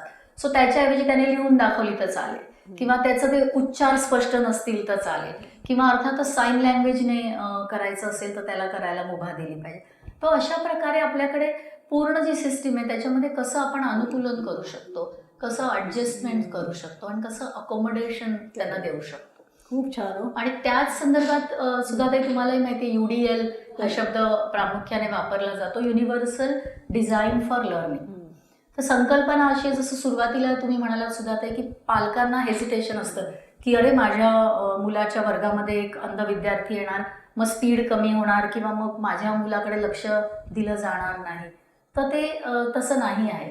जर अशा प्रकारचं अनुकूलन केलं गेलं, व्हिज्युअल मोडमध्ये शिकवलं गेलं, स्पीड व्यवस्थित सांभाळला गेला, काही विद्यार्थ्यांना आधी नोट्स देण्याची आवश्यकता असते, आधी कॉलेजमध्ये पॉवर पॉईंट देण्याची आवश्यकता असते, काही विद्यार्थ्यांना शिक्षकांनी शिकवलेलं ऑडिओ रेकॉर्ड करायची गरज असते, म्हणजे परत ते घरी जाऊन ऐकू शकते, काही जणांना साईन लँग्वेजचा सपोर्ट असू शकतो, काही जणांना शांत वातावरणाची गरज असू शकते.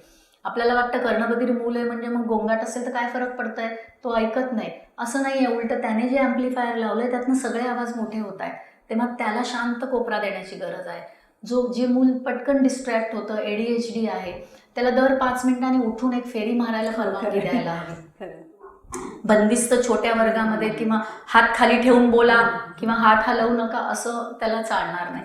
तो असे विविध प्रकारचे बदल आपल्याला करायचे आणि त्याचं एक असं काय म्हणतात, एक स्टँडर्ड पुस्तक नाहीये, ते सगळ्यांनी करता करता शिकायचंय. काही गोष्टी सांगितलेल्या आहेत की असं करा असं करा, पण बाकी आपल्याला करता करता शिकायचंय. सो म्हणजे परत एकदा BEd विद्यार्थ्यांना जे सांगते ते सांगते की किती वेळ तुम्ही पाण्याच्या बाहेर उभं राहून म्हणत राहणार की आधी मला नीट शिकू दे, मग मी उडी मारेन, मग हात असा मारायचा असतो, हात तसा, मग असा श्वास घ्यायचा. मी खूप थिअरी शिकेन, पण शेवटी पोहणं तेव्हाच शिकेन जेव्हा कोणतरी धक्का मारून मला पाण्यात टाकेल. सो समावेशन शिक्षणाचं हेच एक खूप आपण कथ्याकूट करतो आणि खूप चर्चा करतो, योग्य आहे का नाही, जमेल की नाही, भारतासारख्या देशाला जमेल की नाही. सगळ्यांना जमेल, एकेकाने पाण्यात म्हणजे हे लावून टायर बांधून पण पाण्यात उतरलं पाहिजे, मग वी विल फिगर आउट ना कसं होत आहे ते. सो हे महत्वाचं आहे की अशा दृष्टीने स्वतःला तयार करत राहणं महत्वाचं आहे. पण अजून एक महत्वाचं म्हणजे इन्फ्रास्ट्रक्चर. हो, आता व्हीलचेअरसाठी रॅम्प्स नसतात शाळेमध्ये, एलिव्हेटर्स म्हणजे लिफ्ट नसते, आपण लिफ्ट म्हणतो त्याला, एलिव्हेटर्स म्हणतात, ते नसतं. किंवा ह्या मुलाला आता क्रचेसवरचा मुलगा असेल, तो कसा पहिल्या मजल्यावरच्या वर्गात जाणार सांगा, मग त्याला उचलून वरती न्यायला पाहिजे. पण ह्याच्यापेक्षा जर शाळेने जर रॅम्प केले, काय केले, ब्लाइंड मुलं असतात त्यांना कुठेतरी ब्रेल नोटिफिकेशनची गरज असते, कारण प्रत्येक वेळेला काय ते वर्गातल्या मुलाला सांगणार नाही की मला टॉयलेटला जायचं किंवा नाही जायचं. इंडियन रेल्वेजमध्ये मी सांगू शकते, आता शताब्दीच्या ज्या फास्ट रेल्वे झाल्या आहेत तिकडे सगळीकडे ब्रेलचं त्यांनी नोटिफिकेशन केलेलं आहे. म्हणजे अगदी हे फार आवडलं मला बघून.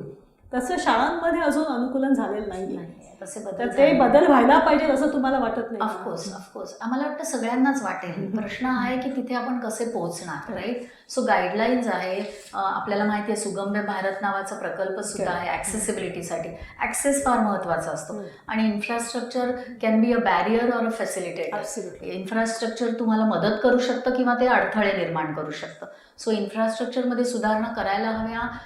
शासनाने त्याच्या गाईडलाईन्स दिलेल्या आहेत, कुठेतरी आपल्याला सर्वांना ते पटलेलं पण आहे. म्हणून आजकाल बऱ्याच ठिकाणी रॅम्प बांधलेले असतात, उलटे सुलटे ते नीट असतात की नसतात माहिती नाही, त्याचे अँगलही कधी कधी व्यवस्थित नसतात, पण एक टिकमार्कसाठी की आमची बँक किंवा आमचं ऑफिस किंवा आमचं थिएटर ॲक्सेसिबल आहे सांगण्यासाठी तसे रॅम्प बांधलेले असतात. पण मला कुठेतरी असं वाटतं की काही प्रश्न असे, everything boils down to funding and money. So शाळांना आपण कंपल्सरी करतोय, मार्गदर्शक तत्व देतोय की तुम्ही इन्फ्रास्ट्रक्चर तुमचं सुधारा, म्हणजे मग सर्व प्रकारच्या मुलांना सामावून घेता येईल.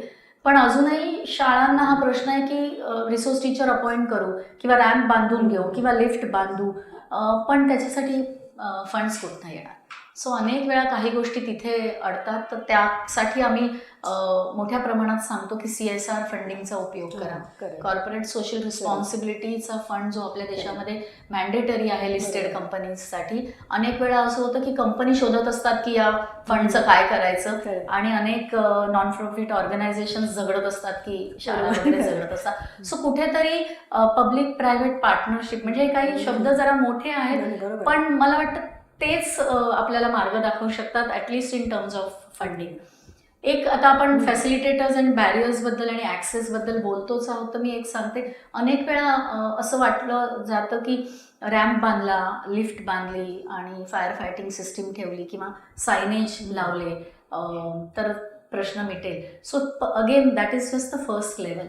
जेव्हा आपण इन्फ्रास्ट्रक्चर फॅसिलिटेटर करतो, मदत करणारं करतो, तेव्हा ती एक पायरी गाठली जाते. पण त्याहीपेक्षा महत्त्वाचं आहे, जसं मी म्हटलं तसं, स्वतःला तयार करणं, नियम समजून घेणं आणि त्याच्यासाठी लागणारी प्रोसिजर आणि पॅरामीटर्स समजून घेणं आणि ते विद्यार्थ्यांना आणि पालकांना उपलब्ध करून देणं. आणि त्याच्यासाठी कदाचित तेवढं मोठ्या प्रमाणावर फंडिंग लागणार नाही, तो सुरुवात तिथून होऊ शकते.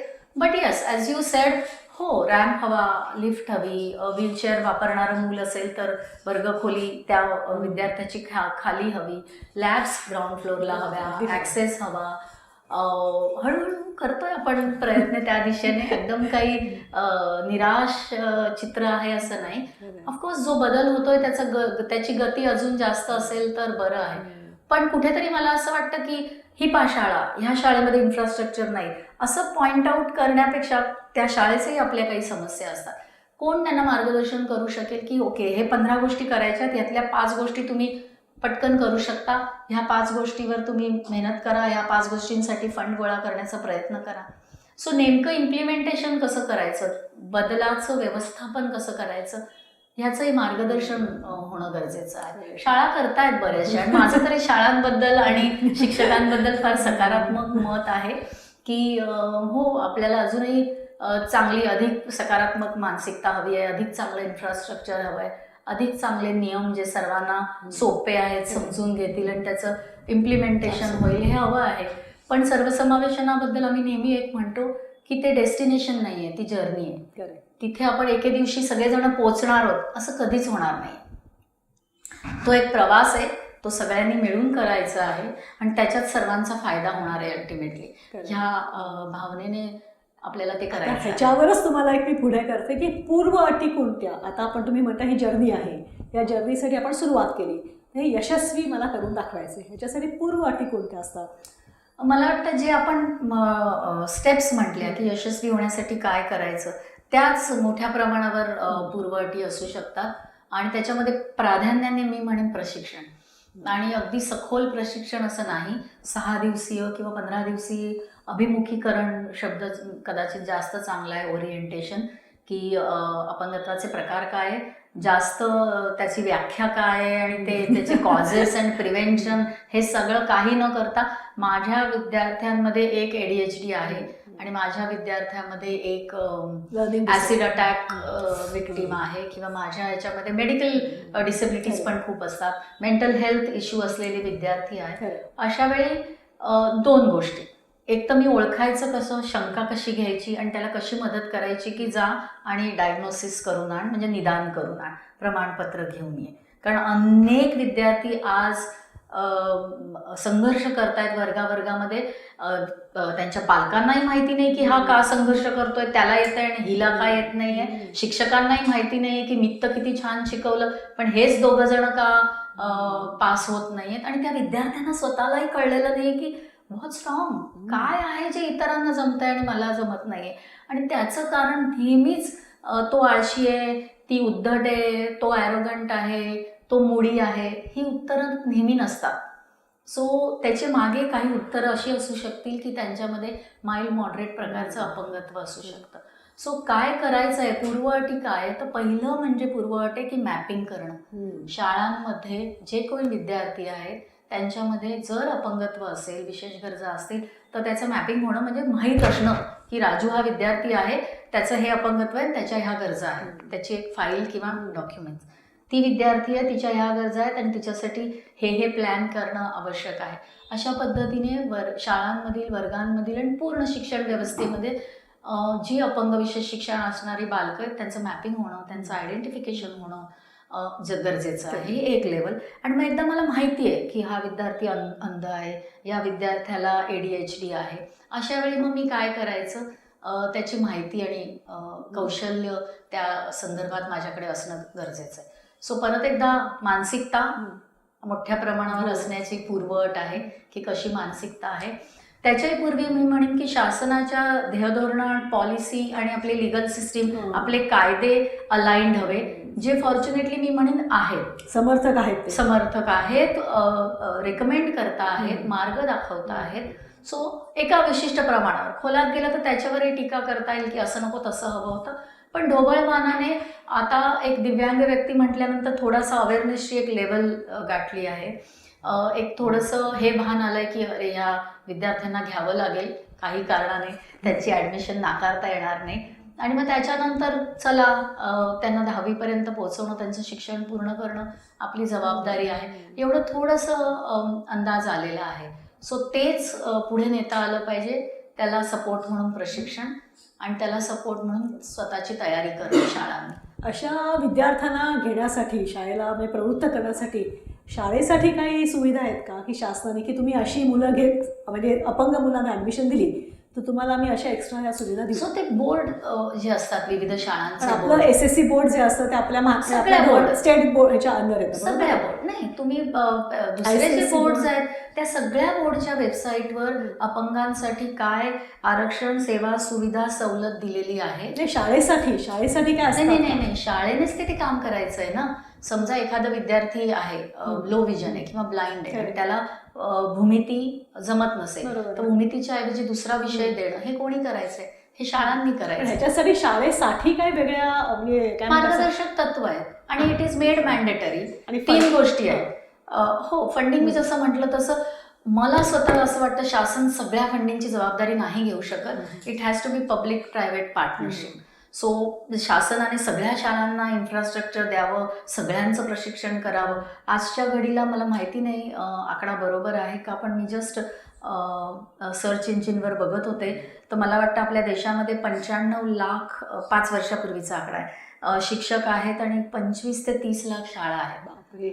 सो मी जर आज शासन असते तर मलाही जमलं नसतं.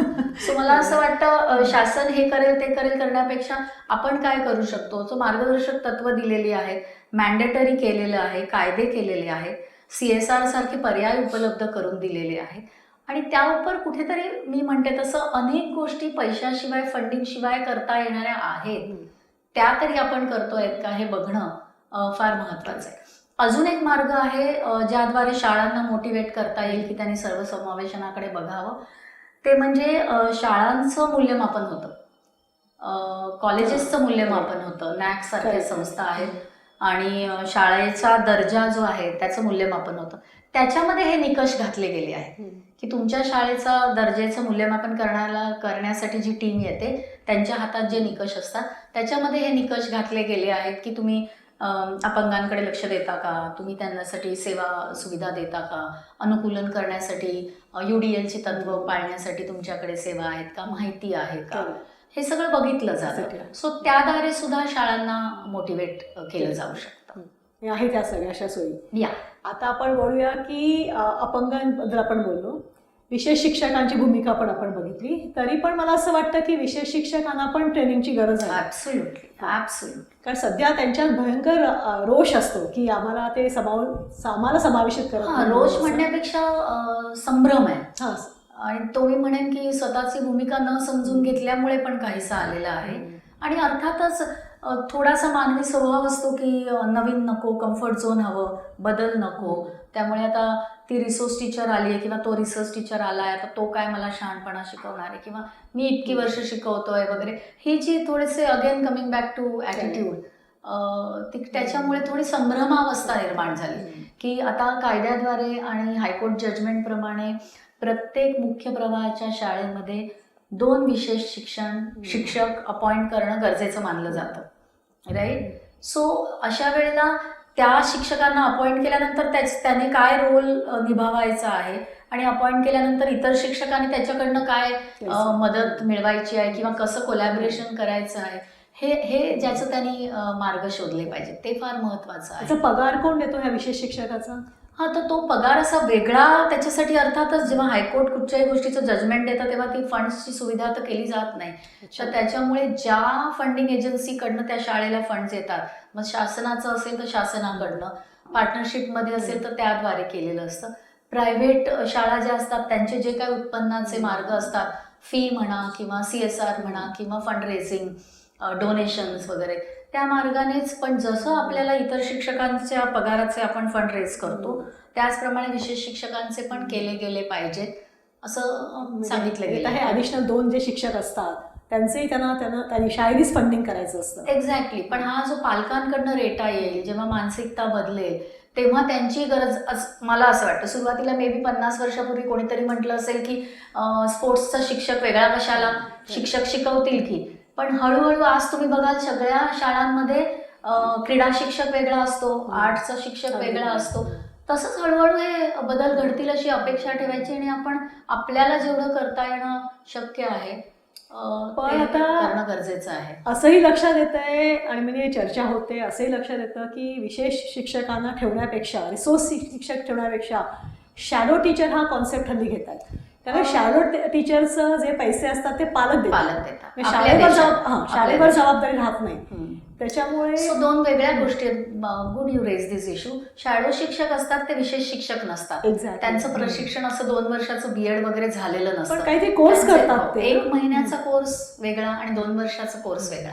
सो विशेष शिक्षक जे असतात BEd झालेले त्यांचं 2 वर्षाचा प्रोग्राम असतो आणि त्याचं रिहॅबिलिटेशन काउन्सिल ऑफ इंडियाने बनवलेला पाठ्यक्रम असतो जो विविध विद्यापीठ अप्लाय करतात. शॅडो शिक्षक जे आहेत त्यांना विशिष्ट त्या बालकाच्या एका बालकासाठी ते अकाउंटेबल असतात, शाळेमध्ये बदल घडवण्यासाठी नसतात. सो समजा माझ्या मुलाला लो विजन आहे, ADHD आहे किंवा अटेन्शनचे इश्यूज आहेत किंवा डिस्लेक्सिया आहे, अशा वेळी मला असं वाटतं की त्याच्याबरोबर जर कोणीतरी बसलं असेल आणि ते त्याला मार्गदर्शन करेल, न समजलेलं समजावून सांगेल, लिहिता येत नसेल तर थोडंसं लिहून देईल, त्याला शॅडो शिक्षक म्हणतात. ती व्यक्ती एका त्या विद्यार्थ्या पाठी असते, त्याचं प्रशिक्षणही अत्यल्प झालेलं असतं जेवढं त्या एका विद्यार्थ्याला मदत करण्यासाठी. सो विशेष शिक्षकाची जागा ते डेफिनेटली घेऊ शकत नाही. आणि वेगवेगळ्या देशांनी वेगवेगळ्या पद्धतीने हा प्रश्न सोडवलेला आहे. सधन पालक आहेत ज्यांना त्याची गरज पटलेली आहे किंवा जे अफोर्ड करू शकतात ते आपल्या अपंग बालकाबरोबर शॅडो शिक्षकाला अपॉइंट करतात. त्यांच्या पगाराची जबाबदारी अनेक वेळा स्वतः उचलतात. पण अर्थातच सरसकट सगळ्या अपंग विद्यार्थ्यांसाठी हे प्रश्नाचं उत्तर असू शकत नाही, कारण सगळ्या पालकांना हे परवडणार नाही. आणि एकतर वर्गामध्ये 60 मुलांपैकी विशेष गरजा असणारी 7-8 मुलं असतील तर आणि 7-8 प्रौढ व्यक्ती तिथे असणं सुद्धा शक्य नाही. सो तो एक तात्पुरता मार्ग आहे. जसं आपण जखमेवर मलम लावतो तसं तो गरजेचा आहे. ज्यांच्याकडे आहे मलम त्यांनी तो नक्की वापरावा, पण तो परमनंट उपाय नाही आहे. शाळांनी असं कंपल्सरी सांगता कामा नये की आमच्याकडे रिसोर्स टीचर नाही आहे, तुम्ही तुमचं शॅडो टीचर घेऊन या. सांगूही शकतात, मोटिवेटही करू शकतात. कारण काही प्रकारचं अपंगत्व असं असतं जे खरंच एका प्रौढाशिवाय करणं कठीण असतं. जर विद्यार्थ्याला काहीतरी सवयी असतील हालचालींच्या म्हणा, त्याच्यामुळे इतर मुलं डिस्ट्रॅक्ट होऊ शकत असतील, आपण असं खूप रोजी पिक्चर दिलं की काहीच फरक पडणार नाही, सगळं सोपं सोपं आहे, तर मग जेव्हा प्रत्यक्षात येईल तेव्हा एकदम घाबरायला होईल. तेव्हा येस, काही अपंग असे असतात ज्यांच्यामुळे इतरांना डिस्ट्रॅक्ट होऊ शकतं किंवा इतर मुलांना असं वाटू शकतं की त्याच विद्यार्थ्याने पहिल्या बाकावर नेहमी का बसायचं किंवा मलाही भूमिती आवडत नाही, मग त्याच विद्यार्थ्याला भूमितीमध्ये एक्झम्पशन का. सो हे सगळे प्रश्न सोडवायचे असतील तर काही शाळा कंपल्सरी तर नाही करू शकत, पण ते मोटिवेट करू शकतात की मग तुमच्या विद्यार्थ्याबरोबर एक प्रौढ जर तुम्ही दिला शॅडो शिक्षक म्हणून तर मग सगळ्यांचं it's kind of a win win. So अनिवार्य तर करायला नको शाळांनी, पण मला स्वतः वाटतं की अनेक बाबतीत शाळा सुद्धा मजबूर असू शकतात. They are cornered for something. So त्यांच्या परीने ते काही मार्ग शोधतात. खरंय खरंय. आता अपंग नसलेली मुलं, अव्यंग मुलं, तुम्हाला असं वाटत नाही की त्यांच्यावर हा अन्याय होऊ शकतो? हां, तेच जसं मी आत्ता म्हटलं तेव्हा संशोधनाने सांगितलं आहे पूर्णपणे की याच्यामध्ये सर्वांसाठी शिक्षकांची जबाबदारी सर्वांची आणि फायदा सर्वांना होतो. जसं मी आधी म्हटलं तसं आपल्याला जर परीक्षेत गुण आणि मेरिट ह्याच्याच मागे धावायचं असेल तर आपल्याला असं वाटू शकतं की 4 मुलं अपंग असल्यामुळे गती कमी झाली आहे आणि माझ्या मुलाला मिळणारं लक्ष डिव्हाइड झालं आहे असं वाटू शकतं. पण जेव्हा आपण हे बघतो की ते मूल मोठं झाल्यावर किंवा महाविद्यालयात गेल्यावर एम्प्लॉयमेंट सेक्टरमध्ये काम करताना किंवा ॲज अ सिटिझन एका समाजामध्ये फंक्शन करताना अशाच प्रकारची दुनिया आहे ज्याच्यासाठी आपल्याला त्या विद्यार्थ्याला तयार करायचं आहे. So in fact there are more benefits than disadvantage to the non impaired child. अव्यंग जे मूल आहे ज्याच्यामध्ये डिसेबिलिटी नाही आहे त्याच्या व्यक्ती विकासाच्या दृष्टीने, त्याच्या एकूण कॉन्ट्रीब्युशनच्या दृष्टीने आणि त्याने मॅच्युअर होणं, सजग होणं ह्या दृष्टीने फायदा आहे असं थिअरी सांगते. बऱ्याच वेळेला प्रॅक्टिकली सुद्धा असं जाणवतं की हे जे मी म्हणते की बडी सिस्टीम, सोशल डायनॅमिक्सचा भाग असणं हे सगळं होऊ शकतं, होत नाही असं नाही.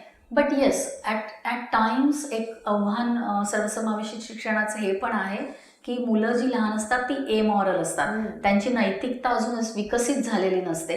तेव्हा समजा त्या कर्णबधीर मुलाचं हिअरिंग एड मी लपवून ठेवतो, ह्याच्यामध्ये माझ्या हातनं काहीतरी चुकतंय ही त्यांची भावना नसते, दे आर एमॉरल. अशा वेळेला अनेक आव्हानं असतात की चिडवलं जातं, एकटं पाडलं जातं, ईव्ह टीझिंग केलं जातं किंवा रॅगिंग केलं जातं, बुली म्हणतात ना, बुली केलं जातं. हे सगळं होऊ शकण्याची शक्यता आहे. पण अगेन त्याच्यावर उपायही आहे आणि त्याच्या भीतीने वेगळ्या शाळा बांधणं वाजवी नाही आहे. It's not possible and it's not plausible. त्याची गरजही नाही आहे. प्रत्येक डिस्ट्रिक्टमध्ये 21 प्रकारच्या अपंगांच्या शाळा निर्माण करणं शक्य नाही आहे आणि शक्य नाही म्हणण्यापेक्षा त्याची गरज नाही. आपण एका छताखाली शिकू शकतो जरा 2 पावलं सर्व पुढे आले तर मग कशाला आपल्याला ह्या शाळा सगळ्यांसाठी निर्माण करायचं. सो पहिला पर्याय म्हणून बऱ्याच केसेसमध्ये सर्वसमावेशित शिक्षण हा पर्याय असू शकतो आणि जसं म्हटलं तसं सर्वांनी आपली भूमिका निभावली तर ते कठीण आहे पण अशक्य नाही. खरं. आणि एक मला कोणते असं पालक म्हणाले की वर्गामध्ये अशी आम्ही त्यांच्या मुलाच्या वर्गात आहे अंध मुलगा, तर म्हणे एक आम्हाला सगळ्यांना फायदा वाटतो की पुढे मोठेपणी काय असतं की अशी कोणती अपंग व्यक्ती आपण पाहिली की आपण त्याच्याकडे बघत बसतो, तर आपण कधी बघितलेलं नसतं. म्हणजे साधी गोष्ट म्हणजे आफ्रिकन अमेरिकन लोक, त्यांच्याकडे लोक अशी बघतात कारण आपल्या इथल्या लोकांना सवय नसते.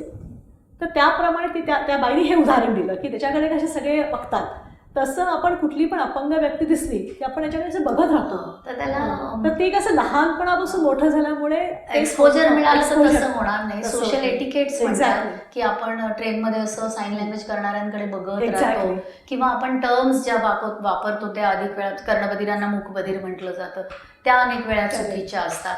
सो हे जे सोशल अँड लिंग्विस्टिक एटिकेट्स आहेत जे सर्वांसाठी गरजेचे आहेत, इवन अदर जेंडर्ससाठी सुद्धा. आधी आपण फक्त 2 जेंडरला मान्यता दिली होती, आता आपण अदर जेंडर्सला समजून घेण्याचा प्रयत्न करतोय, त्यांच्यासाठी सुद्धा शिक्षण व्यवस्थेचे दरवाजे उघडे ठेवण्याचा प्रयत्न करतोय. अशा वेळी जेव्हा एक्सपोजर मिळेल, मुलांच्या आयुष्यात ही वैविध्यता येईल, तेव्हा they will be able to deal with it in a better way. मला एक असं सांगावंसं वाटते की याविषयी माहिती घेण्याचे खूप मार्ग उपलब्ध आहेत. अनेक लोकांचे अभिमुखीकरण प्रोग्रॅम आहेत, प्रशिक्षण केंद्र आहेत, प्रशिक्षणाचे पाठ्यक्रम आहेत. सर्च इंजिनवर, वेबसाईट्सवर खूप चांगल्या प्रकारची माहिती उपलब्ध आहे. नुकतंच मी बघत होते की त्रिनयनी नावाच्या संस्थेने अनेक संस्थांची माहिती आहे. मी हे पाहिलं म्हणून मी सांगते आणि थोडंसं त्याच्यामध्ये माझा सहभाग सुद्धा होता. त्रिनयनी या संस्थेने अनलॉकिंग अवेअरनेस अबाउट डिसेबिलिटी नावाचं वेबसाईट लॉन्च केली आणि त्याच्यामध्ये विविध प्रकारचे इंटरव्ह्यूज, केस स्टडीज, स्टोरी, सोशल एटिकेट्स आणि थिअरिटिकल माहिती, प्रॅक्टिकल सोल्युशन अशी खूप प्रकारची माहिती अशा प्रकारच्या वेबसाईटवर उपलब्ध आहे. तो त्याचाही फायदा बरेच जण शिक्षक आपल्या मनाने घेऊ शकतात, पालक त्याचा फायदा करून घेऊ शकतात. सो रिसोर्सेस खूप चांगल्या प्रकारे आता उपलब्ध आहेत आणि त्याचा मला वाटतं फायदा आपण करून घेतला पाहिजे. आपल्याकडे पालकांचे रिसोर्स ग्रुप किती सपोर्ट ग्रुप्स असतात ना, तसं प्रत्येक शाळेला आता पेरेंट्सची असोसिएशन असणं गरजेचं आहे, मॅन्डेटरी आहे. Correct, correct. बऱ्यापैकी शहरी आणि निमशहरी भागातून शाळांमध्ये PTA पेरेंट टीचर असोसिएशन्स असतात, सभा होतात, एकत्र येतात. सो मला वाटतं कुठेतरी तो संवाद सुरू झालेला आहे आणि त्याच्यामध्ये हा सर्वसमावेशन, अपंग विद्यार्थ्यांचं ॲडमिशन वगैरे ह्याच्याविषयी चर्चेला सुरुवात झालेली आहे. सो मी म्हणेन तसं की परत आपल्याला हवी ती गती मिळत नसली तरी अगदी काहीच घडत नाहीये असं म्हणायचं कारण नाहीये. आता एक शेवटचं म्हणजे शेवटाकडे आलो आहे. आता मला हा नेहमी प्रश्न पडतो की होम स्कूलिंग हा हल्ली नवीन कॉन्सेप्ट आला बघा. आता हा होम स्कूलिंग कॉन्सेप्ट या अपंग मुलांसाठी योग्य नाही ठरणार? काही अपंग की एका कोऑपरेटिव्ह सोसायटीमध्ये जिकडे 1800 घरं आहेत, मग त्या मुलाला सोशल स्किल्स भरपूर आहे, मूल खाली जाऊन खेळू शकतं, बरोबर आहे. आता त्याला शिक्षणासाठी शाळेत त्या मुलाला नाही घेत आहेत, म्हणजे त्या एरियामधल्या शाळेमध्ये घेतलं नाही किंवा नाही न घेण्याचा आता पर्याय नाहीये. पण त्यांनी नाही म्हणजे पण माहितीये का, होम स्कूलिंग मध्ये ह्याच्यासाठी नाही जात की शाळेत नाही घेतलं, बाय चॉईस जातात. हल्ली नाही, ती आपली रेग्युलर मुलांसाठी मी म्हणते. पण अपंग मुलांसाठी मी म्हणते की शाळेत तो गेला, ते मूल शाळेत गेलं, शाळेने सांगितलं ह्याला नाही जमत आहे, त्या मुलाला पण त्या शाळेतून नाही काढावं लागलं. आता त्या मुलाला विशेष शिक्षणाचं हे नाहीये, म्हणजे काय ओपन स्कूलिंगचं त्याला सध्या अजून तरी नाही आहे. अशा वेळी होम स्कूलिंग हा पर्याय तर नाही, माझा विशेष अभ्यास नाहीये या विषयामध्ये. होम स्कूलिंग आणि डी स्कूलिंग अशा दोन नेबरिंग कन्सेप्ट आहेत आणि बरेच जण त्याच्यावर एक्सपेरिमेंट करतायत. आय नो पुण्याच्या भागामध्ये तसे प्रयोग चालू आहेत. पण त्याचा परिणाम अपंग शिक्षणावर काय होतो आहे आणि त्याचे फायदे होत आहेत का याविषयी माझं काही वाचन नाही, त्याच्यामुळे मी त्याच्यावर काही बोलणार नाही. लॉजिकली असं वाटतं की अकॅडमिकली कदाचित ते वर्कआउट होईल, पण अगेन सोशली आपल्याला बघावं लागेल की एकमेकांमध्ये मिसळणं, समवयीन मित्रमैत्रिणींबरोबर राहणं हे पण साध्य करणं गरजेचं असतं. तेही साधता येत असेल तर maybe it will work, but I am not too sure. आता काही पालक हल्ली तरुण पालक असतात ना, आता आपलं मूल असं अपंग आहे, म्हणजे मतिमंद आहे किंवा ऑटिस्टिक आहे, मग ते BEd करतात ट्रेनिंग घेऊन, बरोबर आहे. हा, स्वतः ट्रेनिंग घेतात. Very good. आणि काय होतं की मग ट्रान्सफरेबल जॉब्स असतात. अशा वेळी कधी कधी त्यांच्या भाषेची शाळा त्यांना नसते. समजा त्यात कन्नडा स्पीकिंग आहे, ते मूल कन्नडा शाळेत आहे, ट्रान्सफर झाले नसतं, अशा वेळी ते पालक त्या मुलाला त्या भाषेतून शिकवतात. असं बऱ्याच ठिकाणी हल्ली घडताना बघते मी. पण ते कितपत योग्य आहे असा एक तज्ज्ञ म्हणून तुम्हाला विचारायचं वाटतं? पण मला तज्ज्ञ म्हणू नका वाटलं, पण मला नाही माहिती याचं उत्तर, कारण या विषयावर मी फारसं वाचन केलं नाही. येस, आपल्या देशामध्ये विविध भाषा आहेत आणि भाषेचा मुद्दा काही अपंग विद्यार्थ्यांच्या बाबतीत महत्वाचा ठरतो. बेसिकली लर्निंग डिसेबिलिटी घेतलं किंवा ऑटिझम पण, कर्णबधिरत्व घेतलं तर तो मुद्दा महत्वाचा ठरू शकतो. बट ॲज आय सेड की एक जेनरिक उत्तर देण्यापेक्षा केस बाय केस बघावं लागेल की त्या दृष्टीने काय योग्य आहे. पण सुधाताई, तुम्ही आता एक मुद्दा काढलाय, आपण वाइंड अप करायच्या पूर्वी मला ते सांगायला आवडेल की BEd विशेष शिक्षण हा एक खूप चांगला करिअरचा ऑप्शन बऱ्याच ग्रॅज्युएट्ससाठी उपलब्ध आहे. जसं मी म्हटलं तसं पूर्वी असं वाटायचं की ती चॅरिटी आहे आणि व्हॉलेंटिअरिंग असेल, ह्याच्यामध्ये करिअरचे ऑप्शन्स नसतील, हायर एज्युकेशन नसेल किंवा पे पॅकेजेस चांगले नसतील, तर असं नाही आहे. आता विशेष शिक्षण हा एक करिअर ऑप्शन म्हणून चांगला पुढे येतो आहे आणि जेव्हापासून आपण सर्वसमावेशित शिक्षणाकडे वळलो आहे तेव्हापासून विशेष शिक्षक म्हणजे विशेष शाळांमध्ये नोकरी करणार असं न राहता विशेष शिक्षकांची गरज मोठ्या प्रमाणावर मुख्य प्रवाहाच्या शाळांमध्ये पण निर्माण झाली आहे आणि आपल्या देशातील सध्याचं पाठ्यक्रम त्यासाठी शिक्षकांना तयार करतं. सो BA, BCom, BSc कुठच्याही प्रकारचं ग्रॅज्युएट तुम्ही झाला असाल आणि if you looking for a different career option, काहीतरी वेगळं करायचं आहे, काहीतरी चांगल्या संधीसुद्धा उपलब्ध आहेत ह्या विषयामध्ये, मास्टर्स, PhD, रिसर्च, संशोधन पण करण्याच्या सोयी आहेत. आणि प्लस जसं मी म्हटलं तसं एकेकाळी असं वाटायचं की या क्षेत्रामध्ये व्हॉलेंटिअरिंग करायचं म्हणजे पैशाचं बोलायचं नाही, पगाराचं बोलायचं नाही, असं राहिलेलं नाही आहे. तेव्हा तरुण ज्यांना चांगलं पे पॅकेजही मिळू शकतं, प्लस समाधान आणि वेगळं करण्याचा आनंदही मिळू शकतो, अशांनी नक्की विशेष शिक्षण हा करिअरचा मार्ग कन्सिडर करू शकतात ते लोक. त्याला वयाची अट असते? नाही. ग्रॅज्युएशन नंतर महाराष्ट्राबद्दल मी सांगते की CET घेतली जाते शासनाद्वारे, चाचणी घेतली असते, प्रवेश चाचणी, कॉमन एंट्रन्स टेस्ट. तर ती जशी जनरल BEdसाठी आहे तशीच फिजिकल एज्युकेशन म्हणजे स्पोर्ट्स रिलेटेडसाठी आहे आणि तशीच विशेष शिक्षणासाठी एकच एंट्री लेवल परीक्षा आहे आणि ती दिल्यानंतर वयाची अट नाही आहे. तुम्ही मग मार्ग निवडायचा असतो, ऑप्शन निवडायचा असतो आणि त्याप्रमाणे विशेष शिक्षण करायचं असेल तर विशेष शिक्षणाचे आपल्या मुंबईमध्ये साधारण एक 5-6 पर्याय आहेत. महाराष्ट्रामध्ये 10-15 पर्याय उपलब्ध आहेत ज्यांना विशेष शिक्षणामध्ये करिअर करायचं आहे त्यांच्यासाठी. त्यापैकी कॉलेज निवडून ते प्रवेश घेऊ शकतात.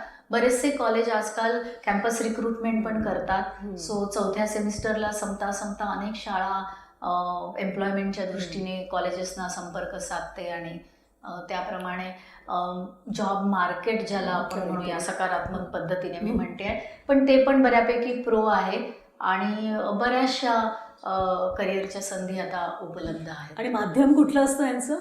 वेगवेगळ्या कॉलेजचं वेगवेगळं असतं. महाराष्ट्रामध्ये कुठलं माध्यम? वेगवेगळं माध्यम असतं. काही मराठी माध्यम असेल? हो, काही कॉलेजेसमध्ये लाईक माझ्या कॉलेजमध्ये मराठी आणि इंग्रजी दोन्ही आहेत. काही नुसत्या मराठी माध्यमाचे आहेत, काही नुसत्या इंग्रजी माध्यमाचे आहेत. सो आणि हिंदी माध्यमाचे सुद्धा आहेत. सो माध्यम इंग्लिश, हिंदी, मराठी तिन्ही महाराष्ट्रामध्ये उपलब्ध आहे. आणि मग गुजरातमध्ये गुजराती माध्यम आहे आणि कर्नाटकमध्ये कन्नडिगा आहे. So diploma, degree, masters, PhD, post PhD या सर्व स्तरापर्यंत विशेष शिक्षणामध्ये आपल्याला करिअर करता येतं. आणि ह्याला वयाची अट नाही. म्हणजे कोणी उद्या मी विचार केला उठून मला करायचं आहे, माझ्या वयाला फारच आजकाल नाहीच आहे. जनरली CETs मधनं आता म्हणजे एज्युकेशन फील्डमध्ये तर नक्की नाही आहे, पण बऱ्याच ठिकाणी आता फ्लेक्सिबिलिटी आलेली आहे. हो, सो स्पेशल एज्युकेशनमध्ये करिअर करायचं असेल आणि BEd करायचं असेल तर वयाची अट नाही आहे. करेक्ट. आणि कोणी म्हणजे माझं असं म्हणणं आहे की तुम्ही जेव्हा व्हॉलेंटिअरिंग जे करता, अगदी तुम्ही नॅबला अंधांसाठी वाचून दाखवायला जाता किंवा हे करता ह्याच्यासाठी, किंवा मतिमंद मुलांना तुम्ही मदत करायला जाता ह्याच्यासाठी पण तुम्हाला एक बेसिक शिक्षण असणं महत्त्वाचं आहे, बरोबर आहे? Not necessary. अगदी अशिक्षित माणूसही माझ्याकडे आला आणि मला म्हणाला की व्हॉलेंटिअरिंग करायचं आहे, काहीतरी काम तर मी देऊच शकेल. एक्झॅक्टली मला हेही सांगायचं, जेव्हा मी म्हणते की व्हॉलेंटिअरिंग नाही करिअर ऑप्शन ठेवायचं आहे, तेव्हा मी असं म्हणत नाही आहे की व्हॉलेंटिअरिंगची गरज नाही आहे. देर आर व्हॉलेंटियर्स आणि खूप काम आहे. सो ज्यांना अनेक जण म्हणतात की आता मुलं मोठी झाली, मला आता काहीतरी मदत करायची आहे, मला काहीतरी काम करायचं आहे, त्यांच्यासाठी सुद्धा भरपूर कामाचे पर्याय उपलब्ध आहेत. शिक्षित, अशिक्षित, अर्धशिक्षित, कोणीही ज्यांना काहीतरी करायचं आहे, ड्रॉइंग शिकवायचं आहे, एखादं स्किल शिकवायचं आहे, डेटा करून द्यायचा आहे, संशोधन प्रकल्पात भाग घ्यायचा आहे, प्रचार प्रसार करायचा आहे, सोशल मीडियामध्ये अवेअरनेस करायचा आहे, व्हॉलेंटिअरिंग कामासाठी खूप स्कोप आहे. आणि प्लीज ज्यांना मदत करायची आहे, करिअर ऑप्शन हा न निवडता त्यांनी पण डेफिनेटली विशेष शाळांना म्हणा किंवा महाविद्यालयांना अप्रोच करावं. काम भरपूर आहे, सगळ्यांना देता येईल एवढं काम आमच्याकडे आहे. आता एखाद्या यशस्वी शाळेचं उदाहरण आहे तुमच्या पुढे? हां, परत आता मी नाव नाही घेणार, पण अनेक विशेष यशस्वी शाळा आहेत. आधी आता आपण खोलात नाही शिरायचे, पण मी म्हणेन यशाला आपल्याला ऑपरेशनलाइज करायला हवं. आपण कशाला यश म्हणतो? फक्त सर्व विद्यार्थ्यांनी पास होणं हा यशाचा टप्पा खूपच शाळांनी गाठलाय, not an issue at all. पण पुढे जाऊन सामाजिक प्रक्रिया शाळांमधल्या व्यवस्थित आहेत की नाही, आणि अपंग आणि विशेष विद्यार्थ्यांच्या गरजा ओळखून त्यांना अनुकूलन आणि ॲडजस्टमेंट केली जाते की नाही, अकोमोडेशन्स रिझनेबली दिले जातात की नाही, हे सगळ्या पॅरामीटर्सवर बघितलं तर कमी शाळा आहेत. अगदी आपण 5% शाळा वगैरे पण म्हणू शकू, ज्यांना आपण म्हणू शकू की yes they are inclusive in true sense. तुम्ही बघितलं असेल बोलताना मी इन्क्लुझिव्ह स्कूल्स आणि मेनस्ट्रीम स्कूल्स म्हणजे मुख्य प्रवाहातील शाळा आणि सर्वसमावेशित शाळा असे 2 वेगळे शब्द वापरले. सगळ्या मुख्य प्रवाहातील शाळांनी आता अपंग मुलांना घ्यायचं आहे, पण म्हणून लागलीच त्या मुलांना घेतल्यावर इन्क्लुझिव्ह होत नाही. सो इन्क्लुजनकडे त्यांचा प्रवास झाला पाहिजे, तेव्हाच आपण काही शाळांना म्हणू शकू की ती शाळा खऱ्या अर्थाने इन्क्लुझिव्ह आहे. बाकीच्या मुख्य प्रवाहातली शाळा आहेत ते त्या दिशेने प्रवास करत आहेत असं म्हणूया. तशी आहे एखादी यशस्वी शाळा तुमच्या? मी म्हटलं तसं मी नाव नाही घेऊ शकत. येस, ॲज आय सेड की 5% infrastructure, absolutely more than infrastructure I would say curricular adaptation.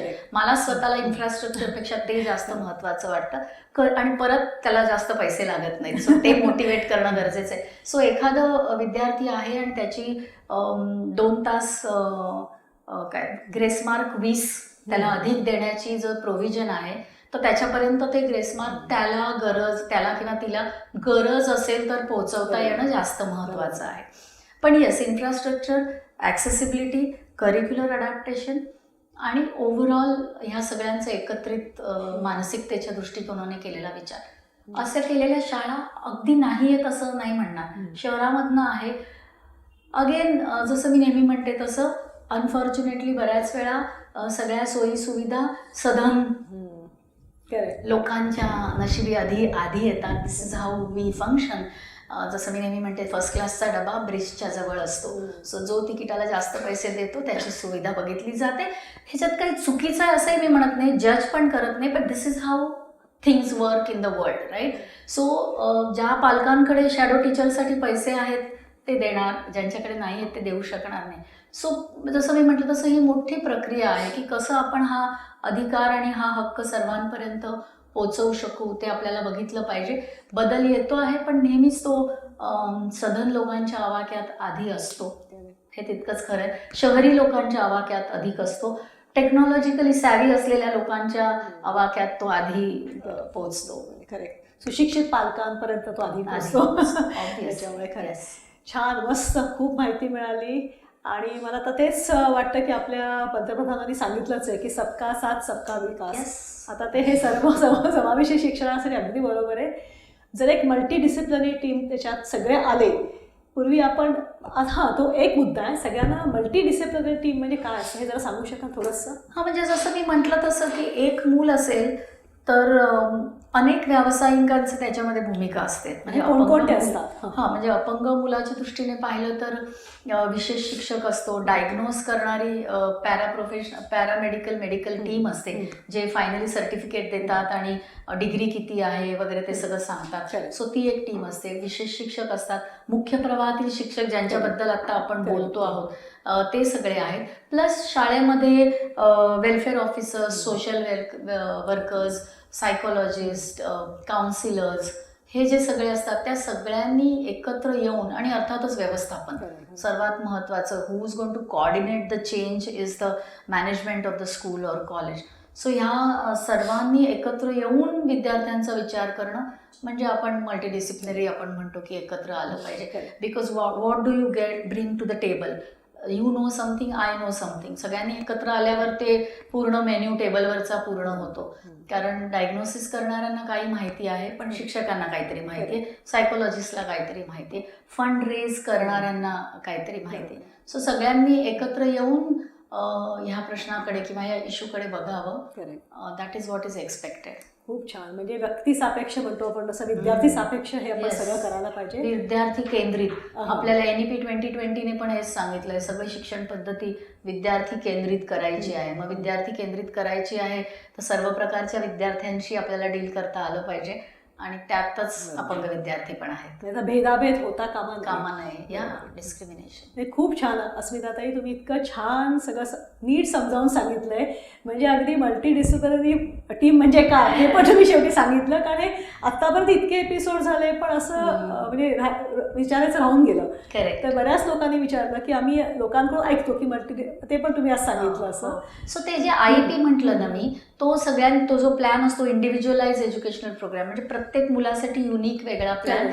प्रगत देशामध्ये तो कायद्याने बंधनकारक आहे, आपल्याकडे कायद्याने बंधनकारक नाही आहे, पण बनवला जातो अनेक वेळा मुलांसाठी, बनवला गेला पाहिजे. सर्व शिक्षा अभियान आहे, समग्र शिक्षा अभियान आहे, याद्वारे सुद्धा याकडे लक्ष दिलं जातं. सो त्यावेळी जास्त प्रकर्षाने जाणवतं की कसे सगळ्या टीमची आपली एक काहीतरी प्रत्येक कंपोनेंटची एक भूमिका आहे आणि ती निभावली गेली पाहिजे. खूप सकारात्मक वाटतं नाही का ह्यांचं सगळं हे बघून. खूप छान. म्हणजे आता अपंग हा शब्दच आपण डिक्शनरीतून काढू शकतो ना. ही सगळी मुलं समसमान आहेत. त्या दिशेकडे जायचं आहे. अजून तरी आपल्याला त्यापर्यंत आपण पोहोचलो नाही आहोत. होईल, लवकरच जाऊ. मला वाटतं विशेष गरजा प्रत्येक मुलाच्या असतात हे आपण समजून घेतलं तर मग सोपं जाईल अपंग विद्यार्थ्यांना. आणि म्हणूनच हे काहीतरी विशेष, म्हणजे ही मुलं विशेष आहेत, त्यांच्यात काहीतरी विशेषत्व आहे. आणि ह्या विशेषत्वाला अनुसरून तुम्ही इतकं छान आज आमच्याकडे आलात. आम्हाला इतकं छान तुम्ही सगळं समजावून सांगितलंय. पण योग्य प्रश्न विचारणं गरजेचं असतं. सो आणि योग्य प्लॅटफॉर्म सुद्धा.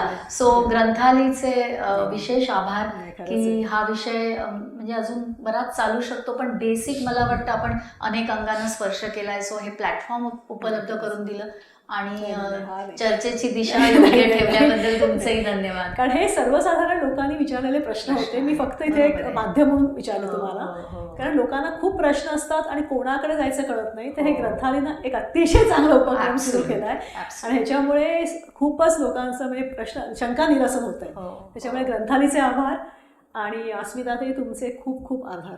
आणि आता खरोखर मी सांगू शकते की सबका साथ सबका विकास. प्रश्न होता हां सर. की विविध सामाजिक संस्था किंवा व्यक्ती कुठल्याही वेळेत बदल होतो, म्हणजे शिक्षणाचं काम आहे. करेक्ट. प्रथम काहीतरी आपली भूमिका म्हणते शिक्षणात काय आहे.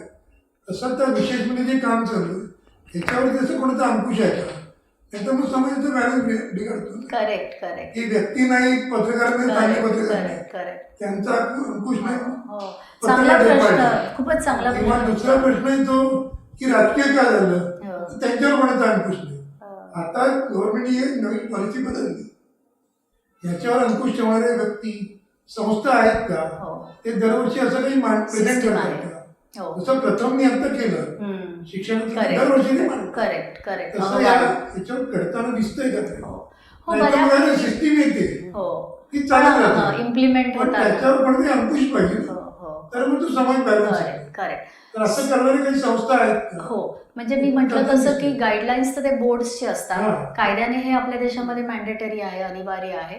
पण एक सांगते की इक्वल ऑपॉर्च्युनिटीज म्हणजे समान संधी आणि हक्कांचं संरक्षण हे जेव्हा आपल्याला प्रत्येकाचं करायचं आहे, त्याच्यामध्ये जर आपल्याला डेव्हिएशन दिसलं किंवा जर एखाद्या, मी म्हटलं की शाळा ॲडमिशन नाकारू शकत नाही, पण तरी एखादी शाळा असेल तिने ॲडमिशन नाकारली किंवा ग्रेसमार्क द्यायला काकू केलं किंवा सांगितलं की नाही आम्ही नाही तुला 2 तास परीक्षेच्या वेळी जास्त देऊ शकत, अशा वेळी काय सिस्टीम आहे.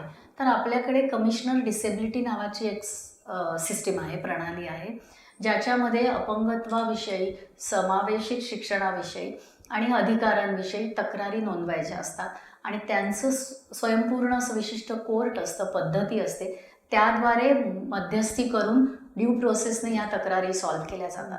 सो मी अंकुश नाही म्हणणार, पण एक मॉनिटरिंग आणि अपंगांना आणि त्यांच्या पालकांना एक सपोर्ट सिस्टीम आहे की आपल्याला एक वेगळं ऑफिस निर्माण केलं गेलं आहे आणि हे प्रत्येक राज्यामध्ये आहे, प्रत्येक डिस्ट्रिक्टमध्ये असतं आणि सेंट्रल गव्हर्नमेंटचे सुद्धा कमिशनर डिसेबिलिटी असतात. आणि जसे कुठच्याही कमिशनरला ज्या पॉवर्स आणि अधिकार असतात आणि खटले मार्गी लावण्याचे जे अधिकार असतात ते ह्यांना असतात. आणि ते समजा ॲडमिशन डिनाय केली, नोकरीच्या ठिकाणी रिझर्वेशन मान्य नाही केलं, इन्कम टॅक्समध्ये एक्झम्पशन दिलं नाही किंवा रेल्वेने सूट दिलं नाही, असे कुठच्याही ऑर्गनायझेशनल इनजस्टिस जो असतो तिथे न्याय मागण्यासाठी जी एक मोठी न्यायाची प्रणाली आहे ती पण ओपन आहे, पण त्याच्या व्यतिरिक्त ही पॅरलल प्रणाली आहे ज्याच्यामध्ये क्विक रिड्रेसल होऊ शकतं, म्हणजे निपटारा आपल्या प्रश्नांचा लवकर होऊ शकतो. सो हे प्रत्येक राज्यामध्ये, डिस्ट्रिक्टमध्ये आहे आणि केंद्र शासनाचं केंद्राच्या स्तरावर पण आहे, ही सिस्टीम आहे. पण परत आपण म्हणतो तसं ह्याविषयी सुद्धा जनजागृती करणं महत्त्वाचं आहे. आता आज तुम्ही केली ना, आणि अजून एक राहिलं आपलं सर्वसमावेशित दिवाळी अंक. बरोबर आहे का. आजपर्यंत कधीही दिवाळी अंक हा अपंगांसाठी म्हणजे सगळ्या दिवाळी अंकात हे समावेशित झालेले आहे. तेव्हा खरोखर ग्रंथालय प्रतिभांगण तुमचे फार फार मनपूर्वक आभार. खरं आहे, जनजागृती फार महत्त्वाची आहे. मी नेहमी म्हणते तसं it is everybody's work, so it is nobody's work. अशी कोणतीच संस्था नाही जी फक्त जनजागृतीसाठी काम करते, सगळ्यांसाठी ते. आणि एक ॲडिशनल असतं, आम्ही कॉलेज चालवतो प्लस आम्ही जनजागृती करतो, कोणी डायग्नोस्टिक सेंटर चालवतो प्लस जनजागृती करते. त्याच्यामुळे ते सर्वांचंच काम असल्यामुळे कोणीच ते फारसं गांभीर्याने घेताना दिसत नाही. अशा पार्श्वभूमीवर ग्रंथालयाने दिवाळी अंक काढला आणि हा प्लॅटफॉर्म उपलब्ध करून दिला. कौतुक आहे खरं. थँक्यू. धन्यवाद.